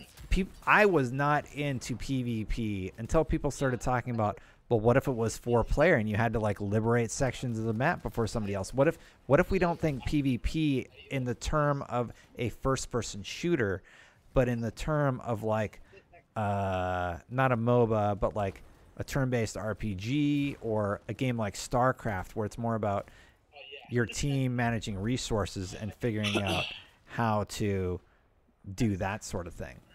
There are other ways to do it. Strategy based, like instead, like kind of what I'm understanding from what you're getting is like Gambit's a phenomenal taking Gambit's idea, and then throwing StarCraft on top of it. Like start crafting and building defenses so you're prepared for that invader or the invaders. The other thing that cracks me up about Gambit is it almost feels like it should be the opposite some days. Well, it feels like maybe what you should be getting is if you're continuing forward, you need a punishment instead of a reward. So not so serious gaming. Thank you for the sub. You got 25 points in. Now we're gonna let somebody invade you instead to take points away. Sort of interesting. That would be an interesting change than what they have going on right now. because right now it rewards good progress, and sometimes there are just those teams that will just wipe the floor with you for whatever random reason, that all of a sudden they get points like no one's business. And didn't have that happen the round before. No, that's a really cool point. I kind of figured out something funny about that because my friends never caught on to this. But if you die with a bunch of points on you, they don't go away. They go into a cache. They come back out as stupid glittering enemies. Oh, really? Yeah, I kind of noticed it. So that's how the catch-up one of my guys died. Works. Yeah, because one of my guys died with 15 points, and all of a sudden there was one little guy come out, and then like within like 2 seconds later, H-gun. Thank you, Twitch Prime. Two more came out. We're like, what? It's like, hey, that's the points you lost right there. That's a good point. I don't know if that's accurate. I haven't tested it. I don't know if that's accurate, but we've tested it a couple times that it makes sense. It definitely makes sense, yeah. Because it seems to be consistent, but I mean, sometimes it takes a while for it to show up, but it doesn't. Like, there's been times where we don't get any of them show up, but we're literally like not having a problem at all. Yeah. No, you're right. I never thought about that before. Yeah. Hey, Side of Beef, man, thank you for calling in and giving your no perspective on PvP. My voice is starting to go, so I want to get one more person in before the end of the night. Mine's been going too. I'm a school bus driver. I have to deal with kids. Oh, really? Yeah. Well, thanks, man. Don't yell too loud tomorrow. Usually not a problem, but sometimes it does. Good old Robo Tracks. All right. I'll see you soon. All right. Yep. See you soon, man. Bye. All right, so I got time for about one more. Let's see who we got. We got BioNate in the chat.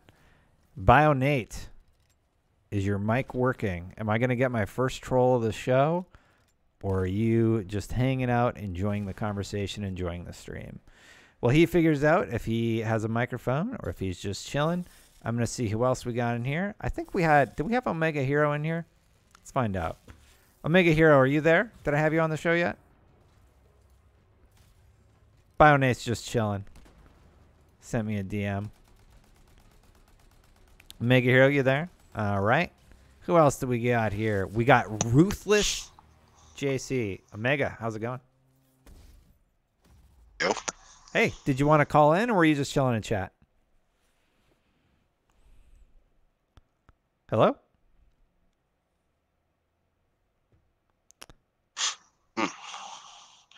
Mega, can you hear me?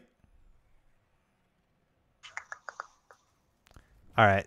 Something's going on where his audio isn't coming through his headset or isn't routed properly. Omega, dude, I'll give you a shot next show. I'm going to bring in Ruthless JC.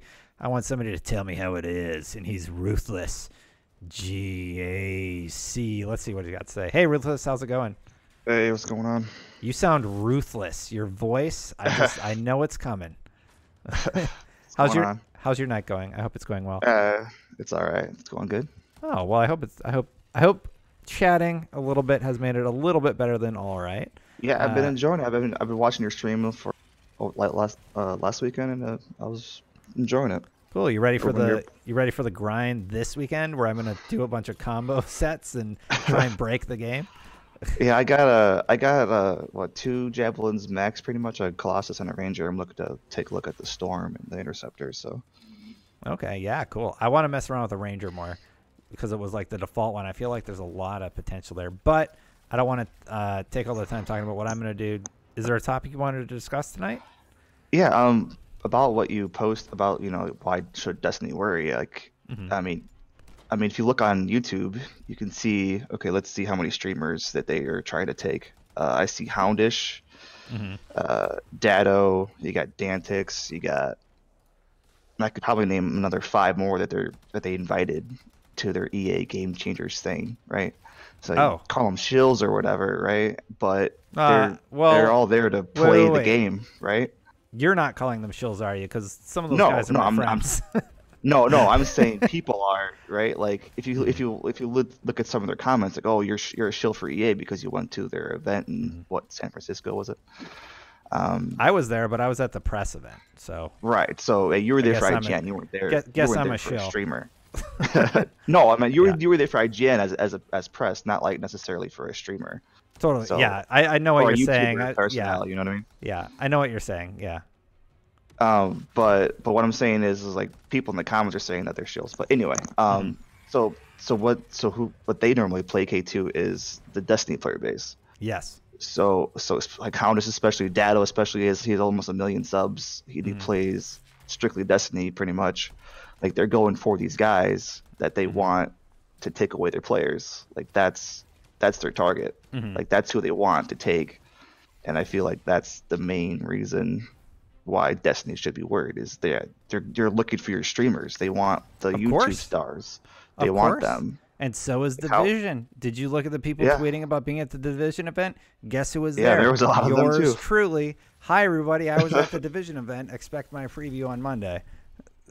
Yeah, there was a lot. I mean, there was even just as much as them. And they want. I mean, I don't know how much. I don't remember how much Bungie did or Activision did for Forsaken. I know you guys covered IGN covered them for one of your first months or whatever like that, and I think GameSpot did as well. But I just don't remember seeing them cover like the actual people that people watch on YouTube cover it as much as I've seen just regular channels like IGN or GameSpot. But Dado says Destiny has nothing to worry about. They are two different games. I think if Destiny doesn't get their shit together, they definitely have something to worry about. Their PvP is broken. Their PvE has a shitty grind. And they need to address these concerns that the community are saying, hey, I'm not having fun right now. They have 6,000 people on their channel. They took away trials, one of the pinnacle modes. Faction rallies are gone. They don't have factions whatsoever in their game. So you're left with what? Strikes, raids that you've already done and completed, gear sets that you don't really want, a PvP mode that's a fucking try-hard fest. It's just like, I love Destiny, but there are systematic problems that need to be addressed, and they're not being addressed. And I don't think the season of the Drifter is going to correct those problems. I don't like being this pessimistic about a product, because I feel like I give up that whiny vibe that I'm trying to avoid this year. But I want to bring up the point that Destiny needs to fix these problems. And if they don't, they're going to run into a troubled space. And here's the thing. You know who's sitting at that door just waiting for them to open it a crack? Division and Anthem. Right. And so are There's fans. always someone else coming in. And you know what fans are doing? They're looking out that door saying, hey, she looks kind of cute. I want to go talk to her for a little bit. And, next thing you know, you're hanging out with a new girlfriend. I don't know why I did this weird girlfriend analogy, but you get what I'm saying. That was odd. I'm sorry, Chad. I don't know why I went there, but the point I'm trying to make is it's really, really enticing when you've been playing Destiny. It's got a lot of problems. It's coming home drunk all the time. It's not picking up the kids like it used to. It's leaving the shoes just laying in the living room, leaving the shoes on the bed. Who the fuck leaves their shoes on the bed? And it's just like, you're just like, why are you even doing that? And then Anthem comes along, and it's a new game, and it's a new sandbox. and you can kind of have a little bit of hope that, hey, maybe this could be better. Maybe I could change something here. Yeah, to play a little devil's advocate, like just as a counterpoint to what you're saying, Thank you for the sub, man. Anthem could fall in the same trap. It could. It could, and that's the $1 million question. Literally $1 million question for EA and BioWare, because if they get it right, they have a chance to get a huge audience who is hungry for new content. If they get it wrong, they got a 1 week, 2 week, maybe 3 week game.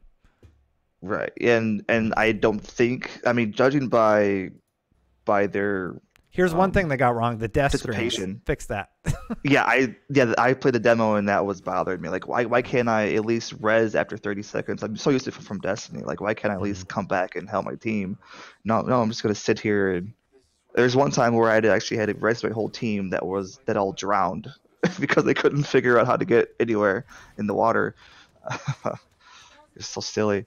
Like, why couldn't they just res in the spot where we're just swimming to get to the next point? Yeah.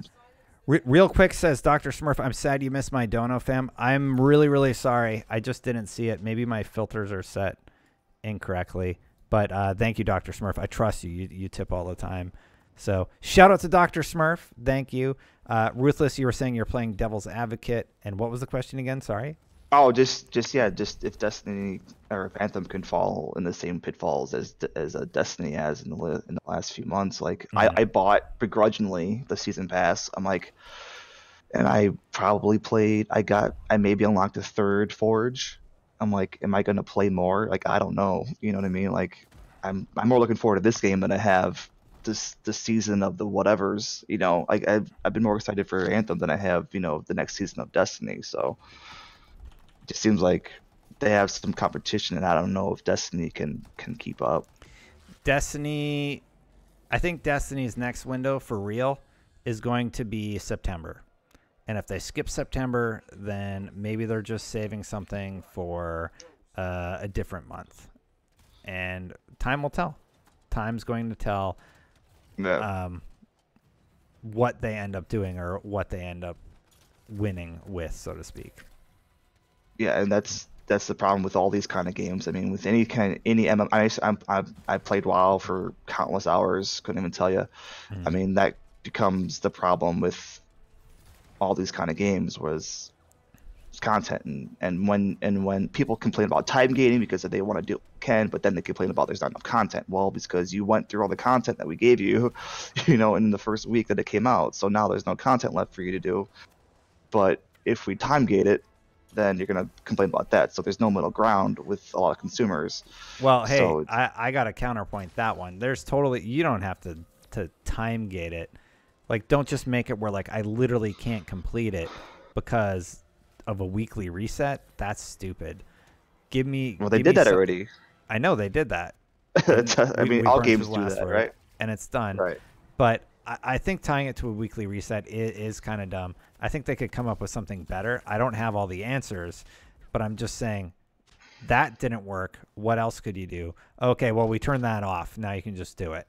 It's like, all right, but now the quest doesn't really have a great story, and it has an interesting gunplay mechanic for, like, the last word at the end, but beyond that, what else? Yeah, I haven't even bothered with that yet. I mean, No, you don't need it. Like, especially if you're on console. Apparently, it doesn't work as intended on console. So yeah, I watched some streamers and it's like, it's not game changing. I mean, I guess in D1 it was it's what people use in PvP, but there's way better guns. Yeah. Respect Pizza says, let's judge it after it releases, not before. Exactly. I think I agree with that point. And right now, we're just kind of talking hypotheticals and why Anthem has a head start and is looking real shiny next to Destiny right now. We'll see what happens when it launches, though. Ruthless, thanks for calling in. Yeah, thanks for having me, man. Hey, I appreciate it. I hope your night gets a little bit better. You sound a little sad. No, I'm tired. I'm ready to go to bed. Oh, well, get some I've been watching you. All right. Well, I hope you get a good night's rest tonight. Come out tomorrow kicking, and have a great day. Yeah, you too. Thanks a lot. All right. See you soon. Nice guy. Seems like a nice guy. Well, Chad, I'm going to go full screen here really quick. So I think I'm going to call it a night, but I just wanted to say really quick, thank you to everybody who called in. I probably will do more streams like this. I didn't expect it at all. Let's see if we're still #1 in the Anthem directory for tonight. Or did they just cancel my whole stream? I can't find it. I can't search anything. Yeah, so we still have like 669 people, but it's important to leave people wanting more. I don't want to overstay my welcome, so I am going to sign off. But I have a lot of thank yous to get for. Doc, thank you. Sorry I missed it. Mass, thank you for the sub. H-Gun, thank you for the Twitch Prime sub. Not So Serious Gaming, thanks for the sub. Crispy, thank you. Episcool, Epic Saul, thank you. Shio, Blaze, Bionate, Cardin, Rubielt, Beat Doctor 07 for the $10 tip. Thank you, man. Swooded, Horrible. There's Dr. Smurf, $15. Sorry, man, I missed it. $15. Massive hot take. Division and Anthem won't even put a dent in Destiny long-term staying power. I'll be in Raid Boys if you have room for me to elaborate now and on the show. Dr. Smurf, I just saw it. If you're still watching, I have you in chat. You are going to be my last call of the evening while I do call-outs. Donut, thank you for the Twitch Prime sub. Mega Wolf, thank you for the subscription. Is that here. it? Oh, Jericho Wolf, the Game Looters, and we're gonna pause there, and we'll come back after the Game Looters. Dr. Smurf, I heard your hot take. Sorry that I missed it. I didn't catch it. No, it's okay. What were you gonna say? I mean, if you're tired and you want to like hang up, and we can do this the next time if you You're want the to. last call of the show. Okay. What all you right. got for me? I'll be quick. Basically, I've listened to everybody tonight. I think there's some really great, valid points about what Anthem has a chance to do a lot better and the failings of Destiny. But I want to lay this out. All right. We mentioned the Division. I think that it was a PvP disaster when it released. Half the community wanted to not attack each other, so it basically turned into the people that were attacking each other were basically the equivalent of griefers in Minecraft. They started banning their own community rather than addressing criticism, and they had a lackluster endgame. I agree. They blew it. And then there's Anthem, which I'm not going to prejudge, obviously, as we've agreed. We got to let the game come out. But I think no PvP is really going to hurt it. I think it has a potential to have an even greater microtransaction backlash than Destiny does. It's already getting that. It's not even out yet. Oh, this is true. And I think that the lack of PvP will also cause a lack of competition in the community. Okay. So my argument is this. Destiny was the first to the party. Everybody's got rose-tinted glasses about it. It's like worn leather or an old pair of pants that you always keep going back to when you want to be comfortable. I think that it's got a lot of flaws, but it's simultaneously the most accessible in the genre and also offers some of the highest difficulty endgame activities, especially with the raids. Destiny. So, yes, Destiny. So I think what Destiny should do, if I'm being honest, is ride out the rest of it and let Division and Anthem come out and fight over the new car smell player base as they waffle from one game to another. Hunker down, batten the hatches, and put out the best next iteration of Destiny that they can.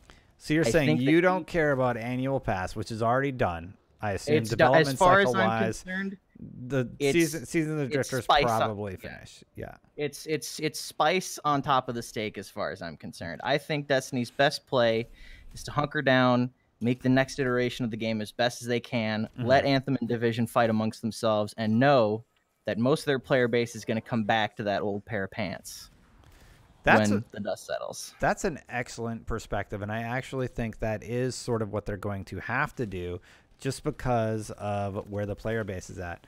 They have a lot of stuff to figure out for Destiny 3 or whatever the September update ends up being or whatever they end up doing.